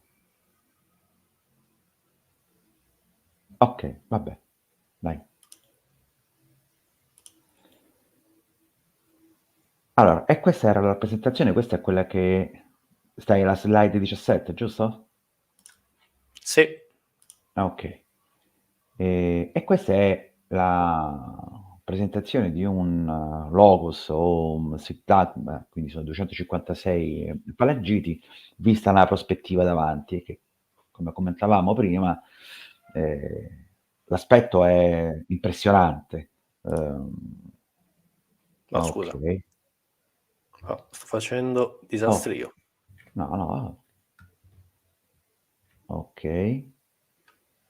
Ma se no, riprendiamo dalle tue slide se vuoi, tanto siamo... Ok. Allora, queste sono le tue slide. Ah, okay, vabbè, dai, andiamo da questa, dai, va bene. Questa l'avevamo vista prima, quindi la rappresentazione Mhm. di un'unità, una sintagma o logos, quindi sono 256 uomini, un'unità di manovra di Macedone, quindi stavamo commentando che quindi, come riporta che Polibio, dovrebbero comparire le prime 5 punte delle sarisse, le sarisse delle prime 5 file dovrebbero arrivare nella parte frontale, quindi l'avversario, in quel caso era il legionario romano nella descrizione, si troverebbe di fronte a 5 punte, insomma, sarebbe una cosa enorme. Non si è mai ben capito, alcuni ipotizzano che la serista non fosse tutte delle stesse dimensioni, però mi sembrerebbe una cosa abbastanza complicata dover gestire le prime file, le seconde file nello schieramento, molto poco pratico avere tanti tipi di ance a seconda se stai 20 centimetri avanti o 20 centimetri indietro, sarebbe Però molto c'è più... anche un lavoro di tipo industriale, quindi immaginarci tutte quante uno schieramento so di 8 metri, no, onestamente. Uno schieramento di 8 metri? No, In nel questo... senso, non c'era neanche un lavoro industriale, una produzione industriale, quindi non ci possiamo neanche immaginare tutto un sintagma con una lancia di 8 metri. Ci sarà stata qualcuna più grande, un po' più piccola, a mio avviso. Sì, sicuramente sì. Tu Ma dici una guarda, specializzazione, che ne so, le prime file tutte 8 metri, 5 metri, seconde file 6 metri, terza fila 7, dici una però cosa così. sì, qualcuno pensa che potrebbe essere anche così. Io personalmente non lo penso, però è una mia opinione, Certo, vale certo. come qualsiasi altra. Ma semplicemente perché diventerebbe poco pratico. Cioè, vuol dire che diventa già è complicato schierarlo con tutte le sarisse della stessa lunghezza. Figuriamoci schierarlo con tutte le sarisse con lunghezze diverse. E questo vuol dire che la quarta fila non può semplicemente sostituire la prima. Certo. Mentre con la sarissa di tutte le stesse dimensioni, se muore quello della quarta fila, quello della quinta lo può sostituire pari e patta, e quello della quinta magari non ce l'ha la stessa dimensione, quindi potrebbe diventare un po' complicato E avere un invece po' più, però secondo me, siccome non c'è un lavoro industriale, tutte bene o male le picche non erano standardizzate, quindi possiamo trovare sì, un poi c'è bel mosaico. sicuramente c'erano differenze di qualche centimetro sicuramente, 10 centimetri in più in meno, non era quella la differenza. Mh-mh. No, però qualcuno ipotizzava proprio che dalla sarissa da 8 se ne passasse a una da 6 fino a 4, che era la minore. Però, siccome parlano anche che le sarisse posteriori erano quelle più lunghe, perché dovevano offrire anche protezioni dalle armi leggere da lancio, non lo so, sono scettico sull'ipotesi che possano Più che avere altro se posso, come servizi abbiamo visto anche diversi. la scorsa live sulla falange, non è che si arrivava fino, cioè una volta che la falange si apriva era fatto, non dovevi uccidere tutti quanti gli uomini, cioè di fatto l'impatto ci arrivavano le prime 5 file, gli ultimi poi quando si apriva lo schieramento era fatta. Sì, ma infatti la parte finale poi vedremo anche che in realtà questa è una rappresentazione, è una delle possibili rappresentazioni, poi ne vedremo un'altra che potrebbe essere un pochino più aderente alla realtà. Allora, questa è, diciamo così, comando e controllo di una sintagma, quindi abbiamo, il comandante, sintagmarca, con, il, portastendardo e il trombettiere, supportato da, 2 messaggeri. Questa è un'ipotesi di, struttura, quindi è la stessa che abbiamo visto prima, però vista dall'alto. Però sta avanzando, sta venendo fuori una seconda ipotesi, qui c'è il trombettiere che non si vede bene sfortunatamente, ma la prima volta che mi fa così una presentazione, è strana.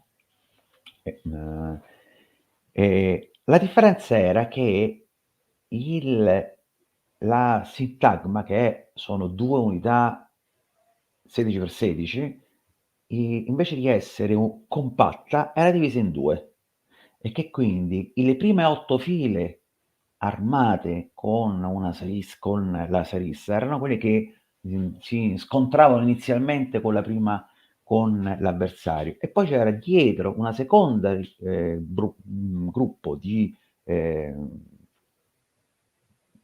sintagma, o comunque un secondo gruppo che aveva la possibilità di poter rinforzare il primo e sostenerlo in caso di necessità, addirittura che potesse manovrare. Ora, questa è un'ipotesi, perché, parte dall'assunto che i comandanti fossero a cavallo e non a piedi.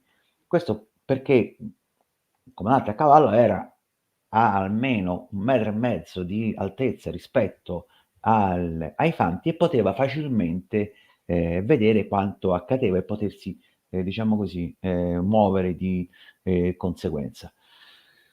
Al momento è un'ipotesi, l'ho messa semplicemente come, diciamo così, come, evoluzione nel pensiero di come si muovono e che cosa accade su un campo di battaglia. Ripeto, molte cose non vengono raccontate dalle fonti perché si davano per scontate, quindi però c'è una tendenza per dire è molto più flessibile, e in qualche modo darebbe anche credito alla, possibilità di poter rinforzare successivamente le linee, piuttosto che, diciamo così, mantenere la struttura di dire: "Ma se io c'ho già 5 sarisse così grosse, lunghe, ma perché ne devo avere 16?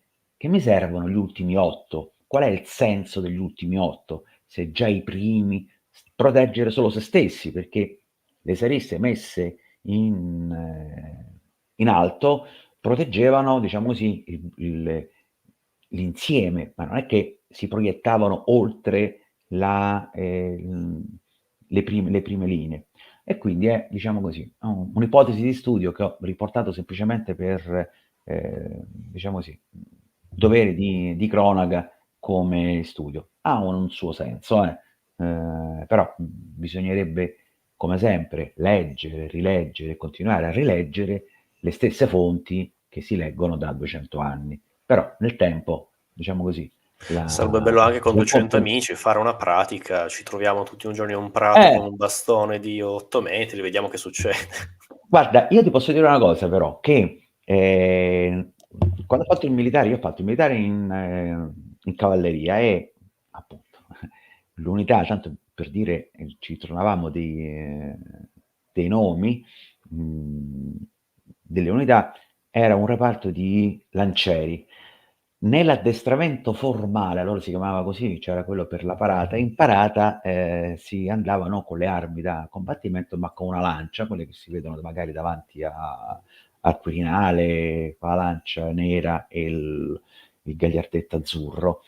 E, e l'addestramento formale era una lancia che era di circa di 4 metri, era una lancia di cavalleria, di metallo.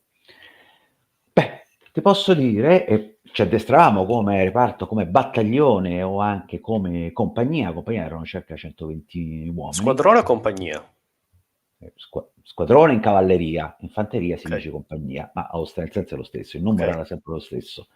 E, e lo schieramento, il muoversi con questa lancia, poi ovviamente non l'abbiamo messa mai in posizione di combattimento, ma nella possibilità di potersi muovere con la lancia, diciamo così, puntati in avanti, ce n'erano state, allora non facevamo archeologia sperimentale, però ti posso dire che non è poi così semplice. E immaginarsi avere altre 15 persone dietro o 10 persone dietro che si muovono con sto oggetto pesante che diciamo così, ondeggia di dietro, eccetera, poi non è così facile. Quindi non ha tutta una sua stupidità di fondo questa cosa qua. Però se posso il gran problema della falange macedone è appunto la poca flessibilità, cioè una volta che la piazzavi questi andavano avanti e basta, cioè perché ha vinto il manipolo romano? Poi lo vedremo perché è molto più flessibile, cioè cos'è cinocefale, all'inizio reggono botta la falange macedone, poi nel passare un fiume dei colli si scompassano, cioè i ranghi perdono e la falange è persa.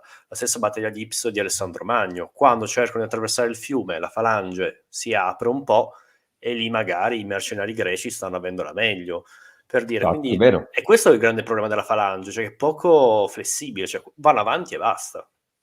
Però considera anche che la falange, questa divisione qua, 8 per 16, è il numero standard della falange classica, Certo. la profondità di 8. Questo semplicemente che, diciamo così, la, la parte di, diciamo così, il vantaggio tattico della flessibilità del manipolo romano è completamente, diciamo così, è evidente. Però anche in questo caso ci sono alcune riletture della tradizione che dicono che, bah, tutto sommato anche il manipolo non è che avesse tutta questa, No, certo, non è una non fosse passeggiata. completa, okay. Però quello che volevo semplicemente dire, io credo, potrei sbagliarmi, che frontalmente una falange non è mai stata vinta, neanche Roma non l'ha mai No, vinta frontalmente. no. Ovviamente era una struttura molto fragile, molto forte, però estremamente fragile, e invece la legione, il manipolo, essendo più flessibile, più duttile, che si può adattare a diverso tipo di terreno, poi lo vedremo, ha sfruttato quel determinato crisi di coesione. Sì, sicuramente le battaglie che hanno perso, quando si perdono perché una delle 2 ali della falange perde e quindi, come vedremo, la difficoltà sta nel proteggersi È quello dai appunto, è proprio i laterali. fianchi della falange, però quando ormai sono in moto, non c'è storia. No, Però questo casomai lo assolutamente. vedremo bene quando parliamo di Roma, che possiamo fare i i raffronti. Il confronto. Allora, questa è, per semplificare, questa è una falange, questa è una falanganchia e questa è una chiliarchia, quindi, e questa ovviamente è la sintagma, quindi ognuno di questi va a comporre, quindi ci rendiamo conto che quanto era lungo lo schieramento e quanto era complicato poter riuscire a capire che cosa succedeva a un estremo e all'altro, proprio perché le estremità erano le parti più delicate dello schieramento. Poi vedremo infatti che supererà questa, diciamo, difficoltà Alessandro brillantemente, gran tattico, a Gaugamela, poi vedremo insomma. Ok. E anche le manovre, queste sono una serie di rappresentazioni fatte tratte da i manuali che ci sono arrivati che descrivono come si muovono le falangi, e l'unità di manovra appunto è la sintagma o il locus secondo con Alessandro. Eh, allora, ma non entriamo nel dettaglio di come muoversi, perché già questo movimento qui che si vede, come dire, ruota verso sinistra, è una cosa complicatissima da poter descrivere, perché sembrerebbe diventerebbe più comprensibile aspetta, torno un attimo indietro per far capire quant'è. La vedi, diciamo così, la chierarchia che si muove con le 4 che si muove verso destra, che attacca il fianco. Ma Sì. vedi il mio cursore tu? No. Ah, vediamo, peccato se riesco a vederlo. Mannaggia. Vabbè, ok, scusa. Ok. Ci sono allora, c'è questa all'estrema sinistra abbiamo 4 blocchi Sì. che possono attaccare frontalmente. Sulla parte di destra, quindi immediatamente a destra, c'è altri 4 blocchi che si stanno muovendo verso il fianco. Ok, Sì. quindi è una nave di aggiramento. Ora, la complessità sta nel fatto che per muovere tutto il blocco verso sinistra, ognuno di questi dovrebbe fare perno per potersi muovere e allineare, ed è di una difficoltà inimmaginabile. Ecco perché ti dicevo, fatto invece separato con 2 unità potrebbe essere più facile. Non è detto che questa non sia che non si possa arrivare a ipotizzare che questa è una formazione di manovra, ma che poi quando arriva a contatto con il nemico i 2 blocchi si Può anche uniscono. essere, cioè voglio dire. Tutto qua, ma non era che quindi queste sono tutta una serie di informazioni. I manuali, che sono tutte delle copie sono, diciamo così, dei trattati di tattica del I secolo dopo Cristo, entrano in un dettaglio minuziosissimo su come devono essere organizzate. Allora, non si sa bene se sia effettivamente una copia di manuali ellenistici, ehm, perché ci sono, però tutto sommato è l'unico manuale che noi abbiamo effettivamente che ci spiega come doveva funzionare una falange macedone. Quindi un pochino prendono, in realtà hanno, sembrerebbe facciano riferimento a un periodo tardo ellenistico, però fatto sta che è l'unica evidenza che abbiamo di manuali, e quelli che sono avanzati sono quelli perché probabilmente, così si pensa, siccome erano le copie che ci sono arrivate sono piene di disegni, era più divertente copiare i manuali dove c'erano i disegni che non la descrizione. E quindi sembrerebbe fosse un'operazione di marketing, non perché fossero più accurati, ma perché erano disegnini interessanti. Però vabbè, questa è la nota di colore che ci stava. Però nonostante questo, meno male che hanno copiato quelli coi disegnini, e che è divertente. Vediamo alla seconda componente, che è la cavalleria. Nell'esercito greco la cavalleria era sostanzialmente cavalleria leggera, come abbiamo visto.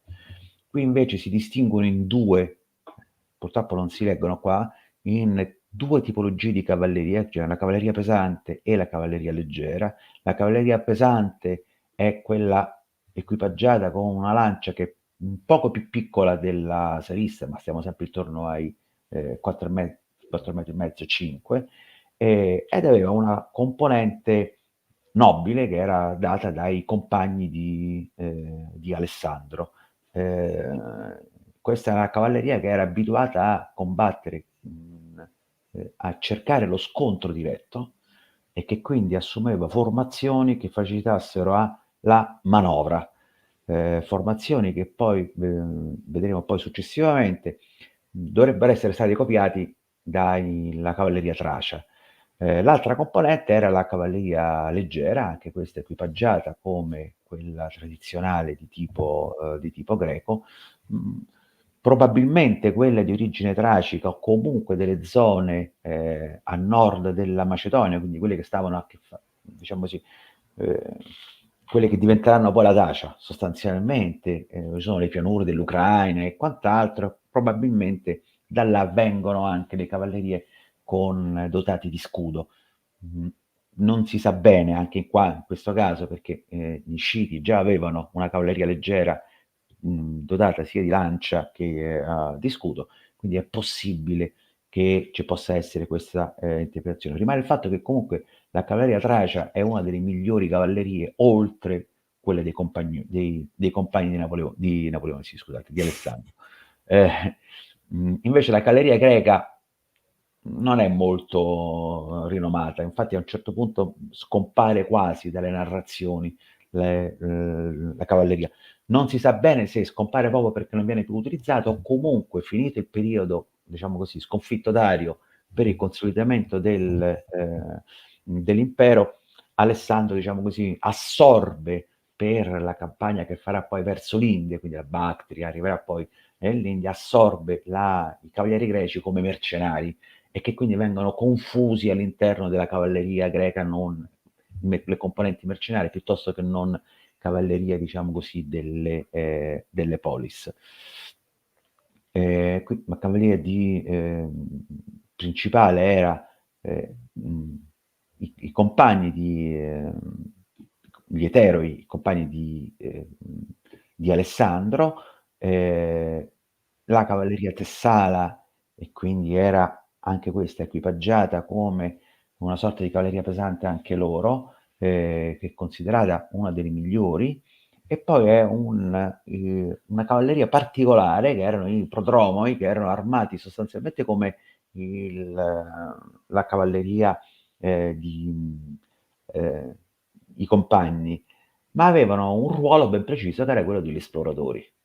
Ed è la prima volta, neanche i romani, molto tardi, arriveranno ad assegnare il ruolo di ricognizione a un'unità di cavalleria. E una delle caratteristiche che, diciamo così, va a merito della capacità tattica e operativa di Alessandro, che Alessandro, nella campagna in Persia, non verrà mai sorpreso da un esercito avversario. È sempre consapevole che ha nelle vicinanze un esercito, è consapevole di quello che succede nell'esercito, guardandolo ovviamente a distanza, e soprattutto per la conquista della parte interna dell'Asia, i protomi che poi scompariranno sostanzialmente, diventeranno poi portatori di Sarissa, altro, ma insomma il ruolo cambia il nome, ma il ruolo poi rimane, saranno quelli che garantiranno, diciamo così, lo schermo di informazione raccolta per l'esplorazione che consentirà all'esercito macedone di poter muoversi con relativa tranquillità in quelle zone. Ogni tanto qualche batosta la beccano anche loro, qualche, diciamo così, colonna volante, come dicevamo prima, casca in qualche, chiamiamola così, trappola. Si trova circondato da unità, però sostanzialmente è un'arma molto efficace, specialmente nelle operazioni di controguerriglia, o come la chiamiamo adesso, guerra simmetrica, o quello che possa essere che sia. Allora, anche qua, l'organizzazione di base era l'ILA, quello che in latino diventerà l'ALA, composta da uno squadrone di 150-200 uomini, e all'inizio della sua campagna ce ne sono 6, mi pare 6 o 8, più una che è doppia, un'ala che è doppia di 400 cavalieri, che sarebbe lo squadrone reale, la Agema, o Agema, non mi ricordo, Agema. Devo guardare onestamente la pronuncia. Non, L'accento, non- scusami. In non te lo so dire sinceramente se è Agema, a me questo viene a momento me lo dire ricordo. Agema, ma forse lo dico alla latina, quindi sbaglio. E come avevamo visto, dopo il 330, proprio in virtù del fatto che Alessandro sta affrontando la conquista delle zone interne della Persia, e quindi ci sente la necessità di organizzare in maniera diversa l'esercito, come la fanteria è organizzata per chiliarchie, per 1000, lo stesso avverrà per la cavalleria, quindi accoppierà più ale per formare quelle che si chiama un'ipparchia. Quindi ci sarà sempre un rapporto di 1 a 2 tra cavalleria e fanteria, che consentiranno di potersi muovere sul terreno e quindi manovrare con maggiore facilità le unità che sono a disposizione. Qua rappresentiamo le 2 principali, formazioni, quella, diciamo così, tessalica, che è questa qua, il cuneo, e invece questa qua la formazione macedone, che era a rombo. Io qua ho semplificato, ma sostanzialmente le 2 formazioni avevano, a differenza di quella classica che era per quadrato o a rettangolo, che era per la cavalleria leggera, quindi con l'utilizzo dei giavellotti, le 2 formazioni, il cuneo e il rombolo, avevano lo scopo ben preciso di muoversi velocemente e di poter cambiare facilmente direzione a seconda di quelle che erano le condizioni tattiche. Quindi quando poi vedremo che sul fianco destro ci saranno la ala, 2, 3 ale o i compagni, sono organizzati non secondo quadrati, ma con questa formazione. Quindi quando muoveranno alla carica, si muoveranno con questa formazione e si pensa che all'azione di contatto si muovano con, diciamo così, una dietro l'altra, quindi un primo cuneo, un secondo cuneo e così via, fino a che la formazione avversaria in qualche modo cominci a perdere coesione per poter poi lanciare l'attacco finale. Ehm, Ovviamente il rombo poi poteva essere diviso in 2 cunei e quindi muoversi anche in maniera molto più flessibile. Questo poi lo vedremo, la capacità di poter velocemente cambiare direzione sarà poi la chiave di volta a Gaugamela, che consentirà poi diciamo così, a Alessandro di poter arrivare al cuore dell'esercito persiano. Ok, questa è la formazione di tipo quadrato o rettangolare con una rappresentazione di come venivano scagliati i giavellotti, che ricorda molto una formazione di tipo romana. Quindi i giavellotti si scagliavano, quindi non era una carica dove si lanciavano tutti i giavellotti, ma era diciamo così, una rotazione continua però anche questo, diciamo così, è una rappresentazione, non necessariamente accade così, perché poi nella descrizione si parla di, diciamo così, scariche di giavellotti, non si riesce bene a capire in che senso, come poter comparire una all'altra, però al momento si ipotizza che ci fosse qualcosa di molto più meccanico nel movimento e nello sviluppo del fuoco da parte del fuoco, sì, scusa, lo sviluppo dell'azione da parte della cavalleria leggera. Queste sono alcune tipologie di manovra, per esempio perile, quindi qua è rappresentato un quadrato, ma ci dobbiamo sempre ricordare che qua all'interno ci potevano essere 4, 5 o 6 formazioni a rombo o a cuneo. Quindi era comandata e all'interno di queste qui le formazioni si spostavano, i rombi si combinavano per poter arrivare all'attacco deciso. Allora, la novità maggiore è l'uso degli elefanti. Gli elefanti compaiono solo dopo diciamo così, che Alessandro raggiunge l'India. Rimangono particolarmente impressionati i macedoni e si riporteranno. Vedremo che poi la battaglia di Ipso sarà chiamata anche la battaglia degli elefanti perché svolgeranno un ruolo determinante. Al di là di questo, è come se fosse più un'arma di prestigio, come dire, avere una super corazzata che però poi non trova un impiego pratico. Non si è mai ben capito se gli elefanti avessero realmente un valore tattico. Vedremo in realtà che a Ipso ce l'hanno, però in tante altre battaglie poi successivamente, dopo il primo impatto, non sembra abbiano... È più una debolezza se mal gestiti, specialmente poi se E più che altro è un il... carro armato che impazzisce, cioè il carrista perde il Sì, controllo e esattamente impazzisce. così, esattamente così. Il rischio Infatti, è come vedremo, esattamente come si questo. possa un po' i carri falcati, cioè all'inizio belli e tutto, però poi alla fine, quando sai come fronteggiarli, che te ne fai di questi?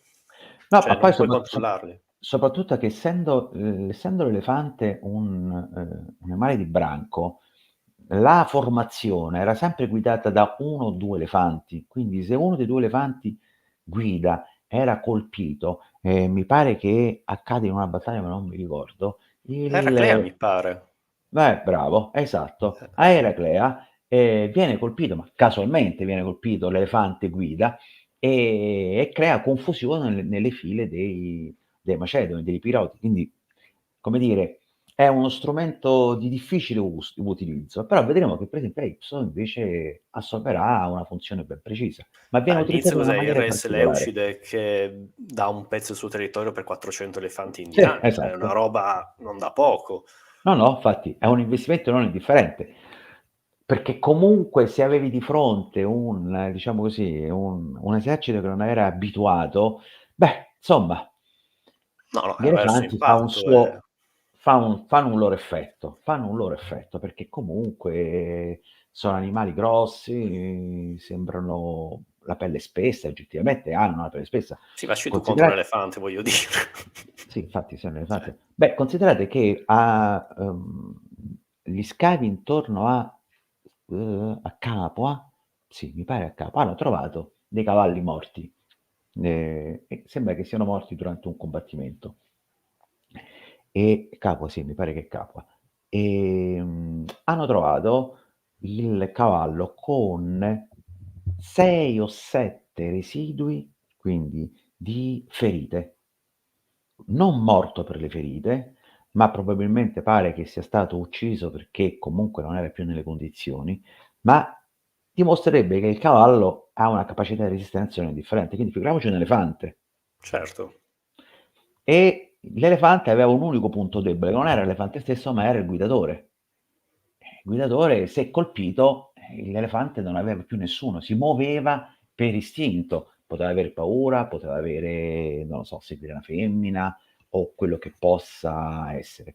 Ora, questa sembrerebbe essere, volevo dire, questa potrebbe essere la rappresentazione più vicina alla realtà di come venivano utilizzati gli elefanti nel periodo che stiamo affrontando, cioè copiando direttamente gli indiani che non avevano torri o quant'altro, e che la torre sembrerebbe essere stata un'invenzione o comunque un'innovazione, no, in realtà proprio un'invenzione, o un'innovazione importata da Pirro e che poi successivamente sia stata mantenuta. Ma i primi elefanti, questo non è un elefante, è un piccolo elefante indiano, i primi elefanti erano semplicemente un sarissofori che colpiva dall'alto, diciamo così, che serviva per proteggere l'elefante, quindi era lo scudo umano dell'elefante, il cui compito era di, diciamo così, aprire le linee avversarie. Consideriamo che l'elefante utilizzato dagli indiani aveva di fronte non una falange, ma una formazione tutto sommato armata di scudi che, diciamo così, aveva un'esperienza pratica che un elefante imbizzarrito è un problema e che quindi di fronte a una carica di una trentina di elefanti, la tendenza naturale è scappare, è come se uno affrontasse diciamo così, che possiamo dire, un branco A me viene in di mente tipo tigri. i Mark IV della prima guerra mondiale, che non sono queste armi micidiali, però comunque te ne trovi 30 davanti, Eh sì, ma infatti. vacci tu addosso, cioè... Ecco, sì, infatti, è prima di tutto un problema psicologico in questo, quindi era. Poi vabbè, ci sono le narrazioni che dicono che gli elefanti prendevano con la proboscide, ma può essere, non lo mettiamo in dubbio, viene raccontato, va bene così, quindi non è... Allora, vediamo velocemente lo schieramento. A sinistra abbiamo l'esercito greco classico, quindi c'è la falange con la cavalleria a destra o a sinistra e la fanteria leggera. A destra invece abbiamo un esercito ellenistico, che abbiamo visto che è molto più complesso. C'è cavalleria leggera, fanteria leggera, la cavalleria pesante, che potevano essere i Tessali o diventeranno poi i catafratti sotto Saleuco, piuttosto che i Compagnoni, i Paspisti, e anche una seconda linea. Alessandro al Granico e a Gaugamela schiera una riserva ed è la prima volta che viene, diciamo così, riportata la creazione, cioè non uso tutte le truppe a disposizione per allargare la linea del fronte, ma uso una parte delle unità in riserva, in seconda linea.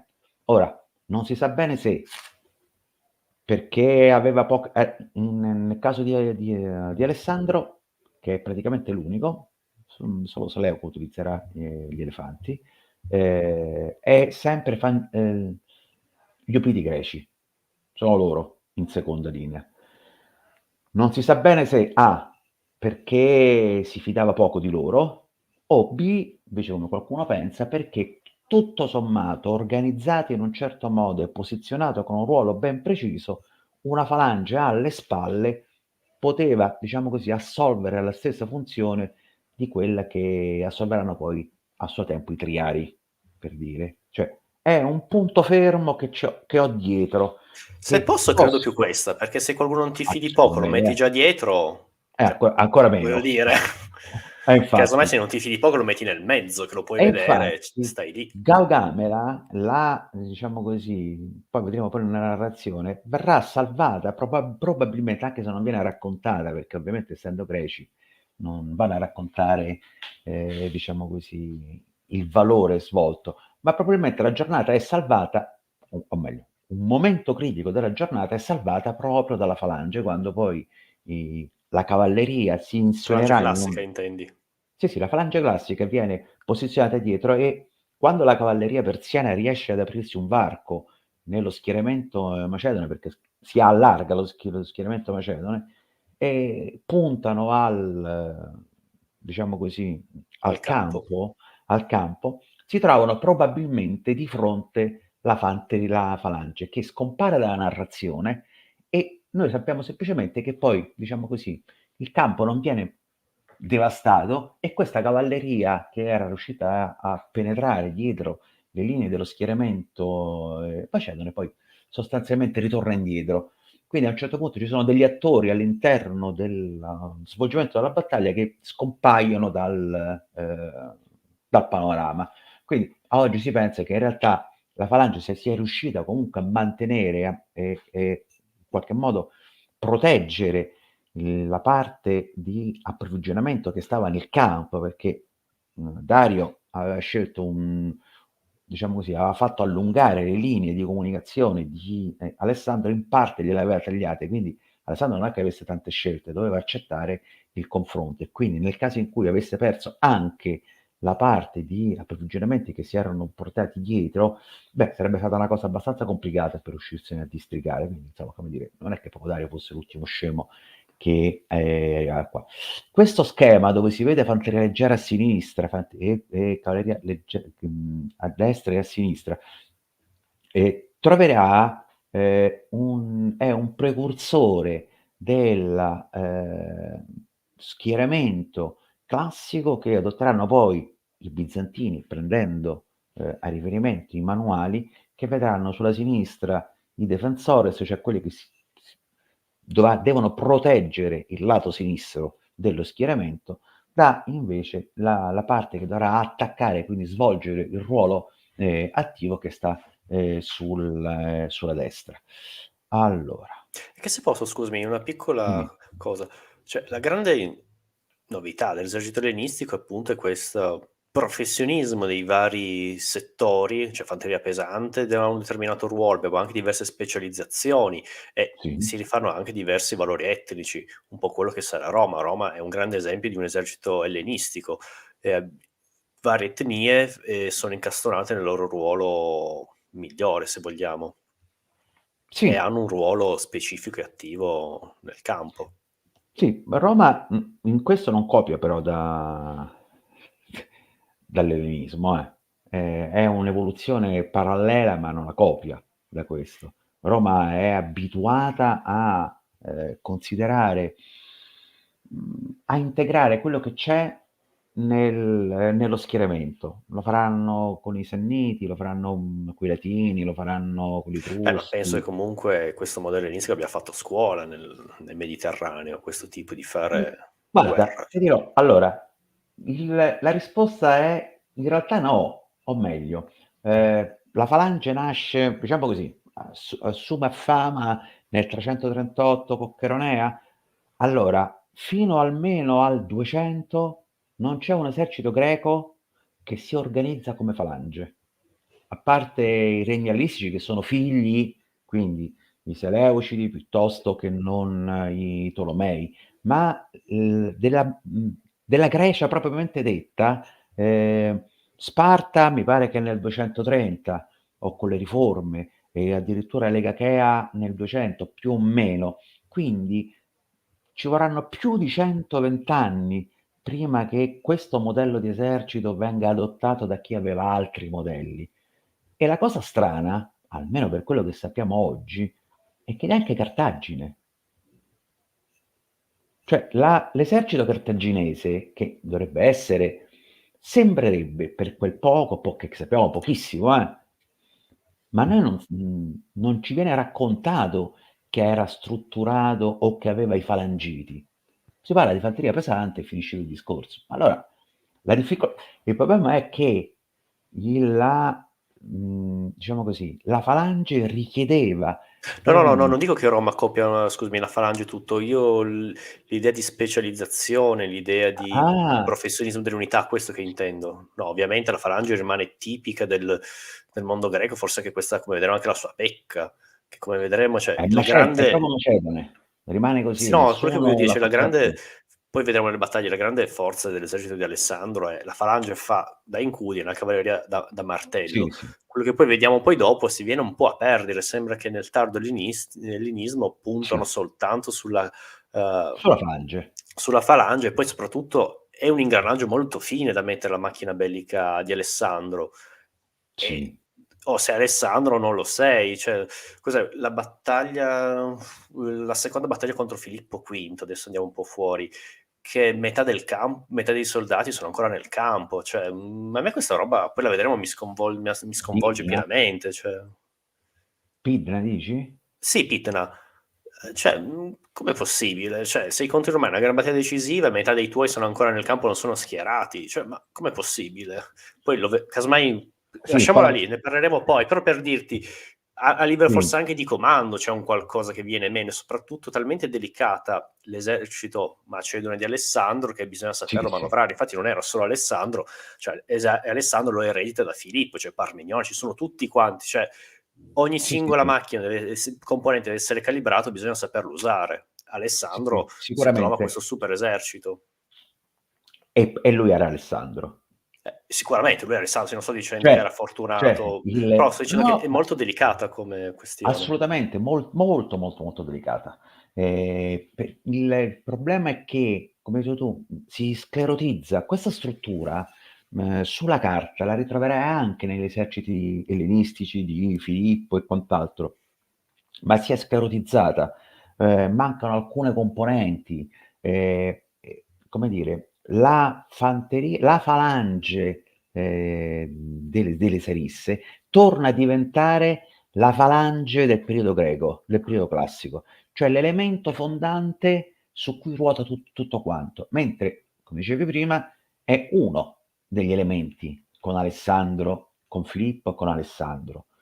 Filippo lo intuisce, Alessandro crea, diciamo così, uno strumento che è diventato oggettivamente è diventato insuperato.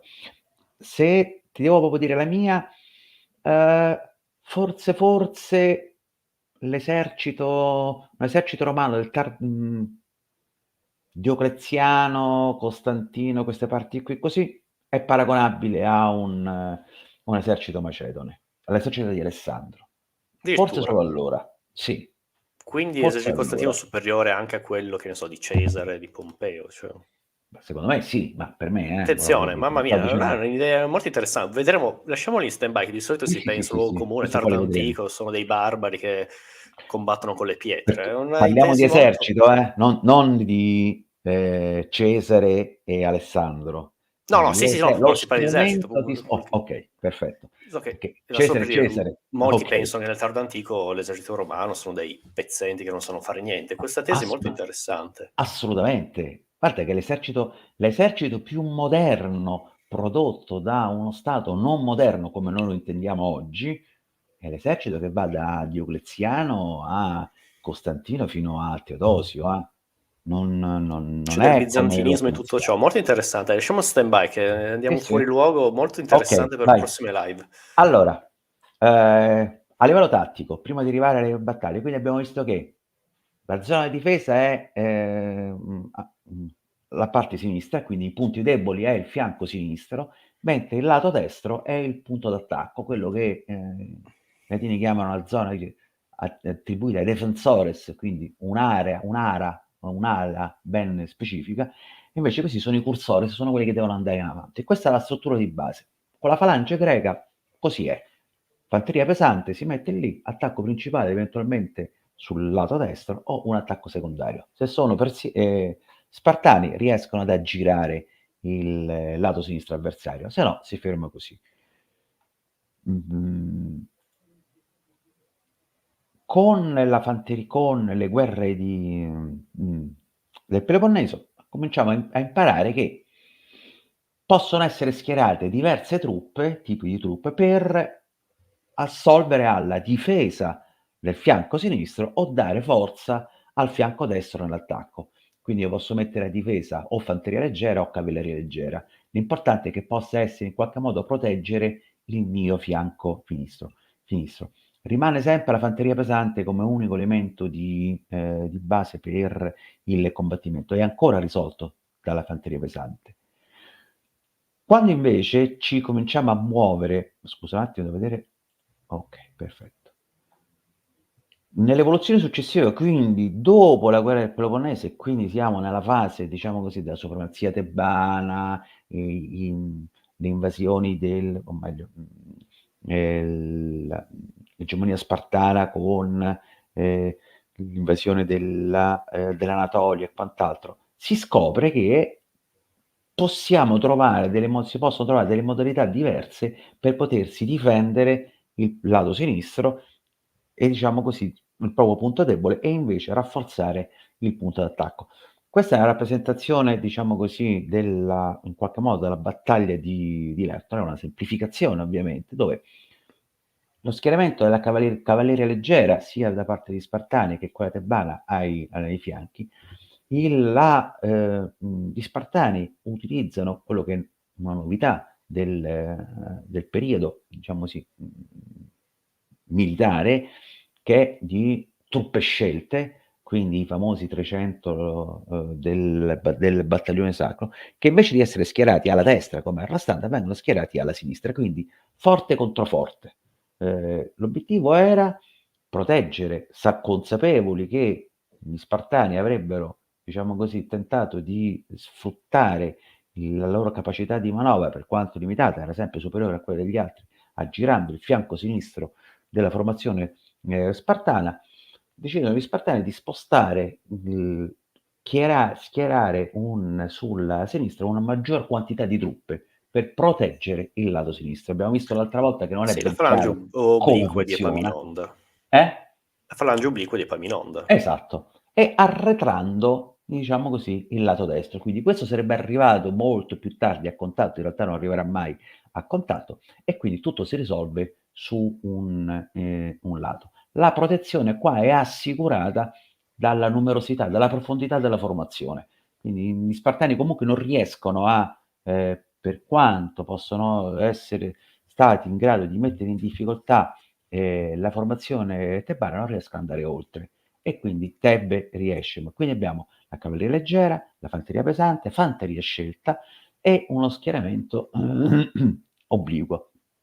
Quello che faranno l'innovazione da parte di Filippo e Alessandro sarà il mettere insieme tutte queste componenti in uno schieramento che è pensato inizialmente. Quindi mentre prima diciamo così, la parte di pianificazione probabilmente era limitata soltanto a poche ore prima dello scontro, quindi vedevi come si schierava l'avversario e cercavi di capire quali erano le sue intenzioni, se si appoggiava a un fiume piuttosto che a un monte, invece con Alessandro, specialmente a Ipso, ma anche a Gaugamela, sappiamo che si tengono dei consigli, parla con i suoi generali e cercano di trovare una soluzione e quindi vuol dire che effettivamente si mettono là a pianificare lo svolgimento della battaglia. Quindi tutto quello che accade nella battaglia è stato pensato prima, perché hanno la capacità di poter utilizzare truppe con capacità diverse. Quindi fanteria leggera, cavalleria pesante, per proteggere sempre il fianco della falange, fanteria scelta e cavalleria pesante, fanteria leggera sul fianco destro per muovere diciamo così, Il martello, l'attacco il battaglio. decisivo. Esatto. Come E abbiamo la accennato, falange. c'è la riserva Mhm. che entreranno in due battaglie e che dopo l'esercito macedone sostanzialmente scomparirà. I romani inventeranno questa cosa qua inconsapevolmente, però la inventano loro. E la parte importante è data dagli paspisti, che è la fanteria scelta che servono da perno. Quindi loro creano le condizioni perché il fianco destro possa mantenere quella flessibilità necessaria alla cavalleria di poter poi sfruttare la sua capacità di E combattimento. se posso, tutto questo è estremamente affascinante. Abbiamo parlato molto della falange macedone, però il suo ruolo il tattico, a quanto pare, è quello di rimanere fissa davanti, immobilizzare e come una sorta di cuscinetto. Cioè gli altri avanzano, tu li impedisci di arrivare, pian piano te li mangi e poi gli altri arriveranno dal lato destro. Infatti, diciamo così, nelle battaglie ellenistiche,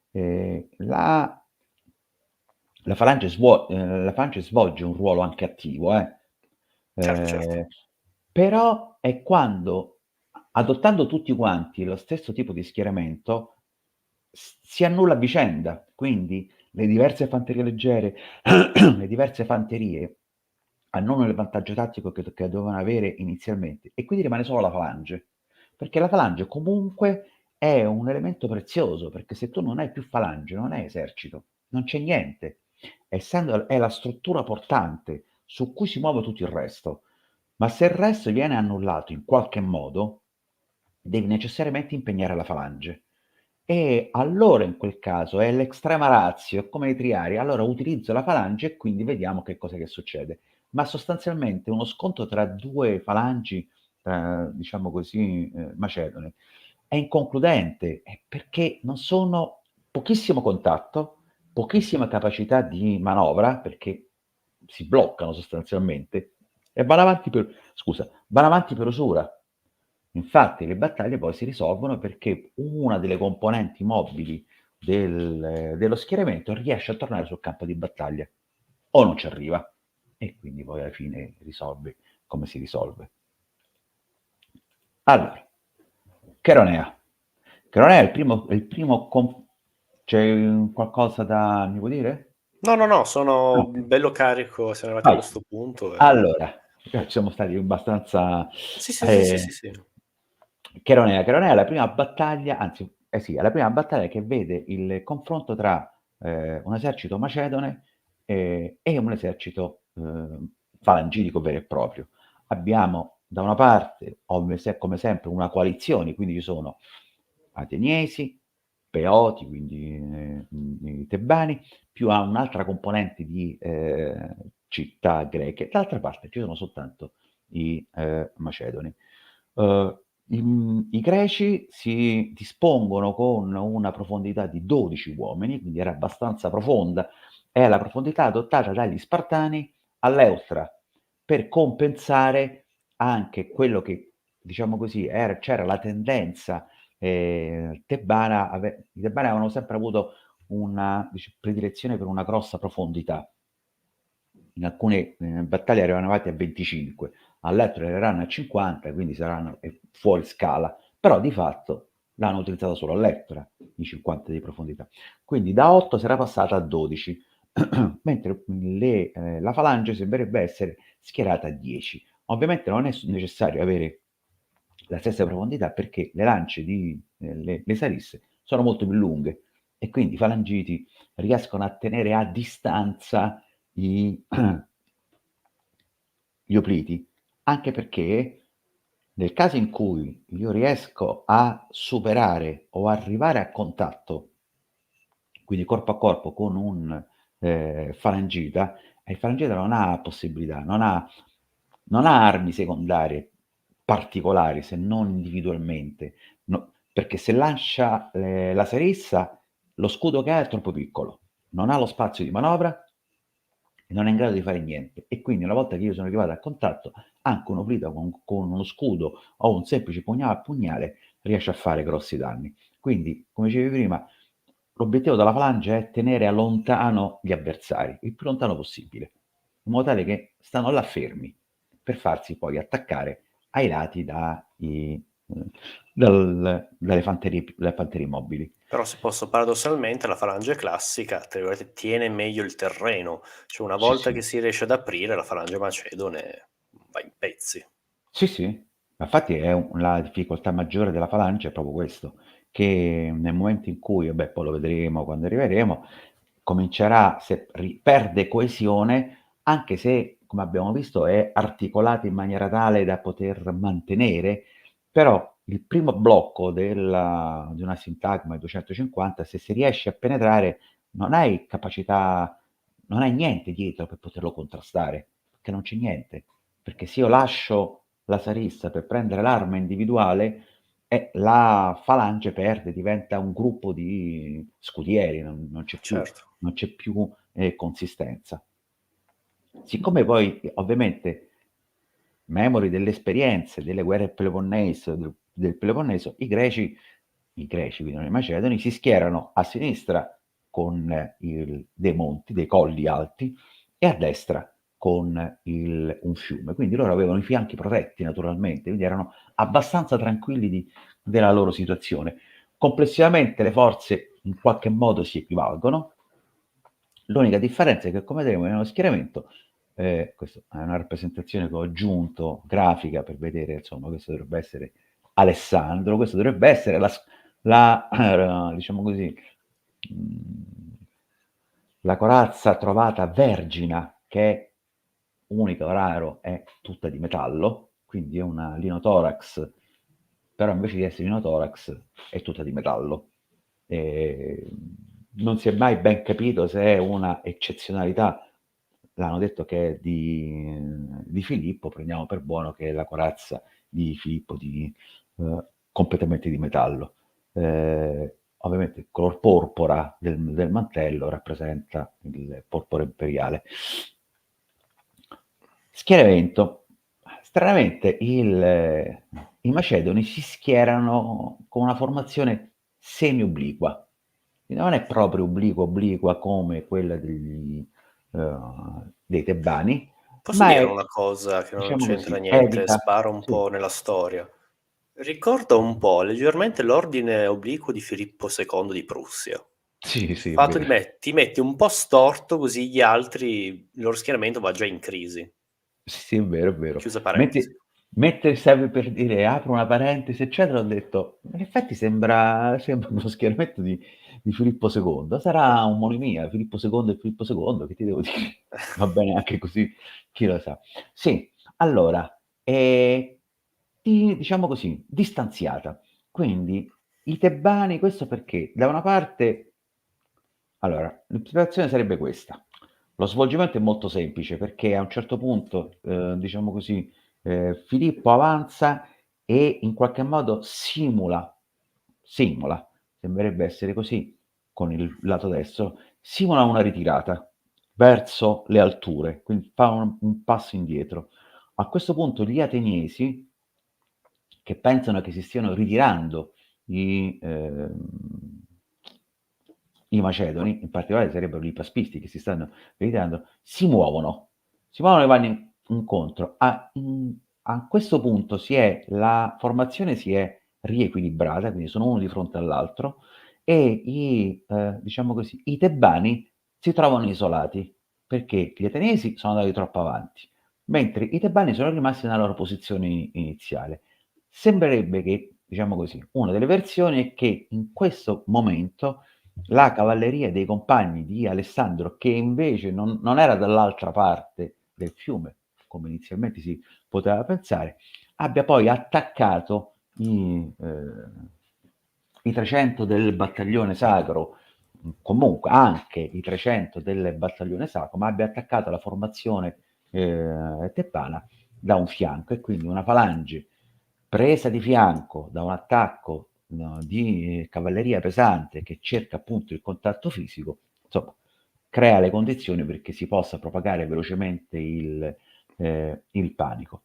Quindi stavamo dicendo prima che quindi Filippo, invece di, diciamo così, arretrare una parte della formazione, proprio si mette in una condizione tale per cui i tebani non sarebbero mai potuti arrivare a contatto con la falange, quindi con il fianco sinistro. E quindi il primo contatto lo prendono con gli ateniesi. Come abbiamo detto, la formazione, Filippo finge una ritirata, o comunque non si riesce bene a capire. Gli storici dicono che lui finge una ritirata e che quindi si spostano verso all'indietro, vengono inseguiti dagli ateniesi, e questo crea un buco tra gli ateniesi e l'altra formazione, e l'obiettivo sembrerebbe essere di isolare i tebani, in modo tale che diciamo così, la linea centrale tenuta dalle altre polis, tutto sommato, regge l'urto dei falangiti, però gli ateniesi, il lato sinistro, sono andati oltre. I tebani sono rimasti fermi, quindi progressivamente la formazione comincia a sfaldarsi. In questa situazione la carica di cavalleria dei compagni guidati da Alessandro, diciamo così, risolve poi la giornata. Quel quadratino qua, questo quadratino qui, in questa zona qui è stato ritrovato, c'è l'epitafio dei 300 del battaglione sacro, e hanno trovato anche uno dei pochi reperti di Sarissa, e che dovrebbe essere, per, diciamo così,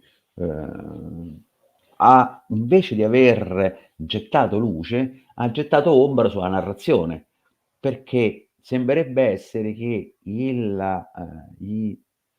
la storia dice che i tebani vengono, diciamo così, travolti dalla cavalleria di Alessandro, ma la presenza di una sarissa, elementi di una sarissa, lascerebbero intendere che o la cavalleria di Alessandro portava la sarissa, il che è improbabile, o che fosse invece in realtà stati impegnati frontalmente dalla sarissa, e Alessandro abbia utilizzato, o meglio Filippo, abbia utilizzato una manovra simile a quella che verrà poi utilizzata a Gaugamma, cioè in qualche modo far aprire lo schieramento, far allargare lo schieramento per poi colpire all'inizio, ma frontalmente la parte tebana sarebbe stata tenuta a bada dai falangiti. Questo sembrerebbe essere, però siamo ancora ai primordi per riuscire a capire effettivamente. La versione classica è quella che abbiamo raccontato, quindi molto semplicemente i macedoni si ritirano, gli ateniesi galvanizzati attaccano, aprendo un varco all'interno del quale si infila poi Alessandro con i suoi compagni, travolgendo, diciamo così, i, il fianco sinistro tebano, fino a poi arrivare al battaglione sacro, che la storia narra, moriranno tutti quanti in combattimento. Vai, Se dimmi. posso solo un attimo, saluto l'amico Alberto Polastrini che mi ha mandato un messaggio, giustamente mi ha corretto, è Federico II di Prussia, invece è Filippo II di Macedonia. Oddio, hai Grazie per ragione. questo. Ma in due, che scemo. E vabbè, Scusa. sono le 11, è un lunedì, siate clementi, voglio dire. Oggi è solo un lunedì. Ma con Grazie tutti questi comunque Alberto. Filippo, poi Filippo II di Spagna, c'è un sacco di Filippo, quindi anch'io, ma non so perché poi Filippo mi compone anch'io. Vabbè, questa è una rappresentazione che dovrebbe essere la falange che riesce a sfondare, o comunque a colpire i ateniesi, o quelli che possono essere in questo disegno. Devo dire che StreamYard viene proprio brutta le immagini, devo rivederlo. Però è abbastanza rappresentativa della confusione, insomma, dell'effetto psicologico che poteva avere un Sì, attacco soprattutto anche del... il muro di Sarisse, il muro di picche che Sì, brutta bisognava roba. trovarsi, che appunto frontalmente una falange macedone non ce la Ma fa. Guarda, io un elemento per distinguere facilmente un elmo, ellenistico è la presenza delle paragnatidi che sono qui. Questo lo dimostra chiaramente che la parte quella che tu doveva scoprire la barba, quella che tu si vede chiaramente, se tutti uguali ti vedi, era la parte più diciamo così, più esposta in un combattimento a falange. Cosa che non hanno invece diciamo così, i greci, se non per derivazione, ma hanno una funzione completamente diversa e sono quasi tutti elmi con la forma, tracia o tessalica e quant'altro, e che sono caratterizzati da questa particolare, copriguancia molto pronunciato. Ma questo per poter riconoscere, ma è un lembo ellenistico? No, ma insomma un'indicazione. Quindi questa forma qua, un po' a cappello, morbido, che è un cappello di feltro diventato era di metallo, e questi paragnatidi. Facciamo un salto di qualche anno, arriviamo a Gaugamela. Allora, Gaugamela facciamo qua, questa rappresentazione la vediamo subito dallo schieramento. Allora, che è un po' più complicata questa qua. Delle tre battaglie è quella più complicata. Lo schieramento dell'esercito di Alessandro Magno si trova in una situazione, diciamo così, una certa difficoltà logistica, non può andare oltre, se non accettando di confrontarsi con Dario, che ha scelto il luogo. Dario non si trova per caso lì. Addirittura nei giorni precedenti ha creato le condizioni per rendere ancora più piatto il terreno, quindi è in teoria il terreno perfetto per la cavalleria, che è una delle armi principali di Dario, i carri falcati, perché è tutto piano, e anche la falange, che si può muovere in maniera adeguata. Allora, dunque, a questo punto, nei giorni precedenti, quindi, come abbiamo visto, utilizzando gli esploratori, Alessandro si rende perfettamente conto di qual è la situazione. Non può che non accettare il confronto con Dario, che ha raccolto le truppe, ha raccolto comunque addirittura, eh, sembra che abbia tentato di migliorare la capacità difensiva e offensiva della propria fanteria, quindi non avvalendosi soltanto dei mercenari, e ha, diciamo così, piazzato la propria cavalleria per, come dire, contrastare la capacità di manovra di quella macedone, che al Granigo, abbiamo visto, insomma, aveva messo seriamente in difficoltà, alla fine ha messo in difficoltà in maniera definitiva lo schieramento persiano. Allora, adotterà una, diciamo così, una manovra, Alessandro, molto simile a quella tra quella dell'Epaminonda e quella del padre Acheronea, cioè rifiuterà il fianco sinistro, che mentre per Epaminonda il fianco sinistro non entrerà mai in combattimento, per Alessandro invece deve allungare il tempo per consentire di poter effettuare sulla destra la manovra. I persiani piazzano gran parte della loro cavalleria sul fianco sinistro, e l'obiettivo, come viene, devo dire, ben rappresentato nel film Alessandro Magno, è di spingere, come dire, allungare la cavalleria, diciamo così, stendere l'azione della cavalleria macedone, in modo tale che possa diluirsi al punto tale da potersi staccare dalla sua falange, e quindi la falange possa essere attaccata dalle forze preponderanti persiane. L'obiettivo invece di Alessandro è esattamente questo, cioè creare le condizioni per poter poi colpire Dario. Non ha altre soluzioni, lui deve colpire il punto centrale, e come si direbbe in gergo, il centro di gravità è Dario. Sa benissimo che Dario è il fulcro di tutto lo schieramento, come anche i satrapi che sono a supporto dell'esercito di Dario. Quindi la soluzione è: ci si muove verso destra, quindi lentamente verso destra, e questo movimento è a scalare, in modo tale che le singole taxis che abbiamo visto prima si muovono una di fianco all'altro, quindi abbastanza vicine per potersi fornire supporto, ma anche per poter entrare progressivamente in contatto con l'avversario. Quindi sostanzialmente lo schieramento, questa è la carica di cavalleria, è molto più simile a rifiuto, diciamo così, l'ala rifiutata del padre Acheronea che non a di Epaminonda. Lo schieramento di Alessandro riesce, grazie alla cavalleria e alla fanteria degli ipaspisti e soprattutto alla fanteria leggera, a contenere la manovra di aggiramento della cavalleria persiana. Nel fare questo, però, ovviamente la cavalleria persiana si allontana dal centro e in questo caso, come a Cheronea, si crea progressivamente un vuoto. Vuoto che che Alessandro approfitterà di sfruttarlo e per attaccare Dario e quindi costringere poi Dario alla fuga. Sul fianco sinistro le unità di Parmenione e le taxe assolvono il loro compito, che è quello di impedire l'aggiramento, che era diciamo così, la tattica di scelta di Dario, cioè allargare sul fianco sinistro e il fianco destro per prendere poi la falange alle spalle. Riescono a contenere l'assalto dell'esercito persiano sul fianco sinistro, ma in questo caso spostandosi leggermente verso sinistra. Quindi abbiamo un movimento verso sinistra e un movimento verso destra. Qua si crea un buco dove giustamente e con sagacia e tattica si lanciano la cavalleria persiana.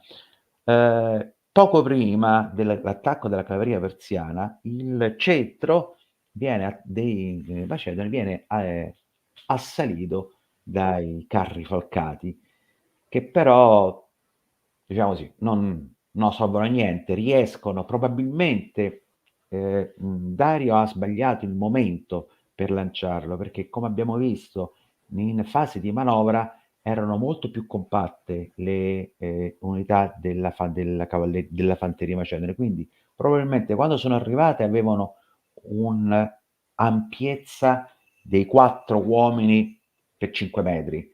Quando sono arrivati più a contatto e i carri erano stati già lanciati, si era già ridotta la distanza, quindi si erano create dei corridoi all'interno dei quali passeranno i carri, sostanzialmente non creando nessun danno. Anche se c'è qualcuno che legge qualche passo come, diciamo dire, qualche fila o qualche piccolo reparto probabilmente è stato danneggiato notevolmente dalla carica dei carri. Però l'elemento più pericoloso è stata la cavalleria persiana. E qua la cavalleria persiana punta non tanto quando riesce a penetrare nel vuoto che si è creato tra l'ala destra e l'ala destra e l'ala sinistra, è che invece di girare e quindi muovere a sostegno di una delle due ali che erano in attacco, muove direttamente sul campo. Allora, si è pensato inizialmente che perché si fanno prendere dalla bramosia di attaccare verso l'accampamento e per fare bottino sostanzialmente, quindi una sorta di predoni. Però in realtà il comandante del reparto che si muove non è l'ultimo arrivato, quindi probabilmente l'obiettivo era puntare nella convinzione che comunque si potesse risolvere favorevolmente la battaglia, di puntare direttamente sull'accampamento per distruggere la parte di approvvigionamento e conseguentemente anche mettere a rischio la parte di bottino che avevano di patrimonio, non di bottino, che avevano i singoli falangiti, perché tutto era lasciato là, come l'accampamento romano, era tutto a protezione. Questo tentativo di creare scompiglio alle spalle e panico, piuttosto che attaccare direttamente la falange da dietro, verrà probabilmente messo in scacco dall'intervento della seconda linea che Alessandro aveva coscientemente e intelligentemente posto a difesa di tutto il parco, diciamo così, di tutto l'accampamento. A questo punto la battaglia si conclude perché nel momento in cui le ali che avevano ancora una certa capacità di manovra e di combattimento, vengono a conoscenza che Dario è fuggito e che Alessandro si muove per andare a mandare a manforte l'ala sinistra, l'esercito persiano si sfalda e i singoli satrapi si spostano, si allontanano dal campo di battaglia per andare a proteggere i propri possedimenti. Dopodiché la storia è finita e non rimane. Quindi anche in questo caso Alessandro come Cheronea creano, come il padre a Cheronea, creano le condizioni per l'apertura di un varco nello schieramento avversario e puntare a quello che oggi chiameremo il centro di gravità, che in questo caso era Dario, mentre per Cheronea il centro di gravità era la falange tebana, quindi erano i tebani il punto di forza, loro dovevano essere, non gli ateniesi. L'ultima battaglia che affrontiamo, e qui è diciamo sì, una rappresentazione della cavalleria persiana che come vedete era protetta, quindi non erano cavalieri improvvisati e che combattono con i peltasti e la fanteria leggera. L'ultima battaglia che affrontiamo è la battaglia di Ipsos del 300 e che è quella che segna la fine della guerra delle guerre dei Diadochi, ovvero dei successori, e dà inizio al consolidamento dei regni ellenistici. In questo caso ci troviamo di fronte una coalizione, diciamo così, siriani contro egiziani e macedoni. La formazione sono abbastanza grosse, abbiamo circa 70.000 uomini da una parte e 64.000 dall'altra. Sono qua, molti sono mercenari, scusate, veterani, ci sono tutte le stesse caratteristiche, quindi c'è la cavalleria, i paspisti e, diciamo così, l'elemento di nota rispetto alle battaglie precedenti è la presenza degli elefanti. Come vedete, come vedi, la disposizione è molto più semplice, perché c'è soltanto, diciamo così, un schieramento semplicemente lineare con le due cavallerie ai lati, il cui compito è semplicemente quello di volgere le cavallerie avversarie. E il piano, diciamo così, il piano di Seleuco era molto, o meglio, non di Seleuco, di Antigono? Antigono, bah, non mi veniva. Era ben fatto ed era quello che doveva lasciare alla cavalleria del figlio l'occasione di poter, diciamo così, cacciare la cavalleria avversaria e poter poi ritornare alle spalle della falange. La falange Seleuci doveva semplicemente contenere la falange avversaria. Questa è anche chiamata la battaglia degli elefanti, perché gli elefanti, diciamo così, assolvono un ruolo particolare. Inizialmente lo scontro avviene tra elefanti, ma non si conclude nulla di fatto, si annullano perché una parte degli elefanti, diciamo così, escono fuori di controllo, di fatto alla fine rimangono soltanto le falangi. La parte invece interessante è che la vittoria diciamo così, del figlio di Antioco fa sì che si crea il fianco sinistro della falange è scoperto. A questo punto basterebbe che ritornasse la cavalleria per poter proteggere la falange, poter sconfiggere la falange prendendola alle spalle. Ma Seleuco invece aveva piazzato diciamo così, eh, come riserva un gruppo di elefanti. E questa è una delle caratteristiche degli elefanti, è che per il loro odore intimorivano la cavalleria. Ora, la storia dice che in qualche modo gli elefanti si piazzano, quindi questi elefanti in riserva si piazzano di fronte alla cavalleria che sta avanzando e la rallenta al punto tale, sostanzialmente la ferma, tale per cui l'esercito di Antioco viene aggirato dalla cavalleria leggera molto più numerosa e sostanzialmente messo in fuga. Anche in questo caso non c'è una grandissima flessibilità tattica paragonabile alla manovra. Una manovra non è complicata come quelle di articolata o è complessa come quelle di Alessandro, ma c'è stata l'intuizione di utilizzare gli elefanti come una sorta di falange, cioè una specie di barriera che avrebbe impedito alla cavalleria seleucide di poter arrivare a supporto e attaccare la falange avversaria alle spalle. Ovviamente avrebbe creato una situazione tale per cui la falange si sarebbe dissolta. Invece bloccato rimane in questo caso il fianco destro degli Antigonidi scoperto, che viene poi attaccato e bersagliato dalla cavalleria leggera, che supponiamo essere gran parte l'equivalente dei parti, e in sostanza la falange fa la fine delle regioni romane a Carre, viene bersagliata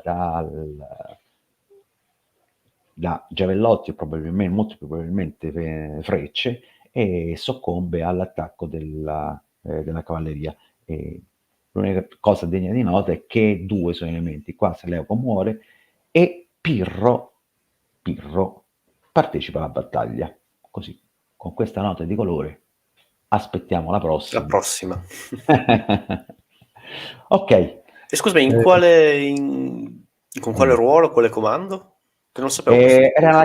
Era nella cavalleria di Demetrio, Ah, quindi nel lato perdente, sì, fortunatamente. però comunque interessante. Era un Se giovane, l'è legato al dito gli elefanti sì, però lui aveva annotato che gli elefanti hanno un valore se utilizzati in un certo modo.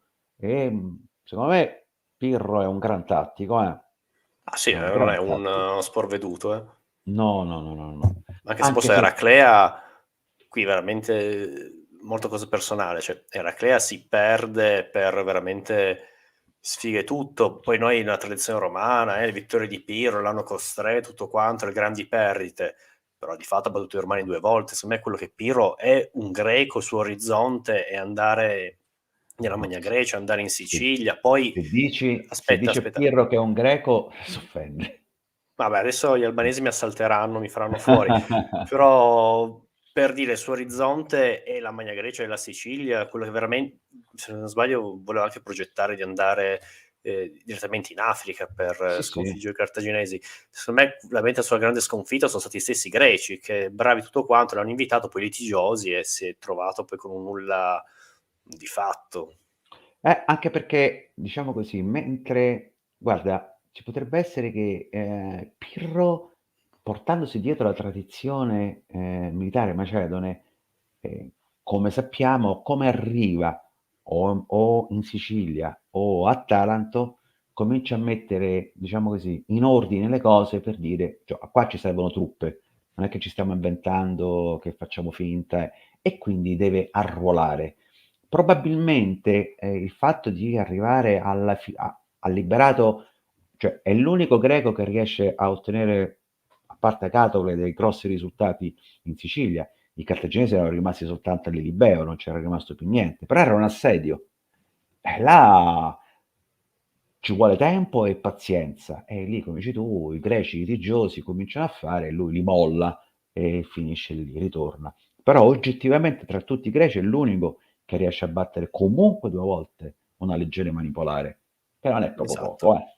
non è proprio poco. Anche Eraclea è stata, come dire, molta, come dire, sfortuna. Non è stata una battaglia a mio avviso catastrofica, proprio una disfatta di quelle dove hai No. perso totalmente, quindi siamo anche molto legati alla nostra tradizione romana, le sconfitte di Pirro, tutto quanto. Il problema è che, a mio avviso, lui era convinto, battaglia questi romani, chi sono questi barbari, li sconfiggo una volta, due, basta, cioè arrendetevi, vado a fare Brava, altro. Non aveva sì. l'obiettivo vado a Roma, conquisto, perché per lui greco quella parte di mondo era veramente il Beh, barbaricum, il suo orizzonte era la Magna Grecia e Sicilia. Ma oltretutto era anche nella tradizione, al di là di tutto quanto, la tradizione greco-macedone.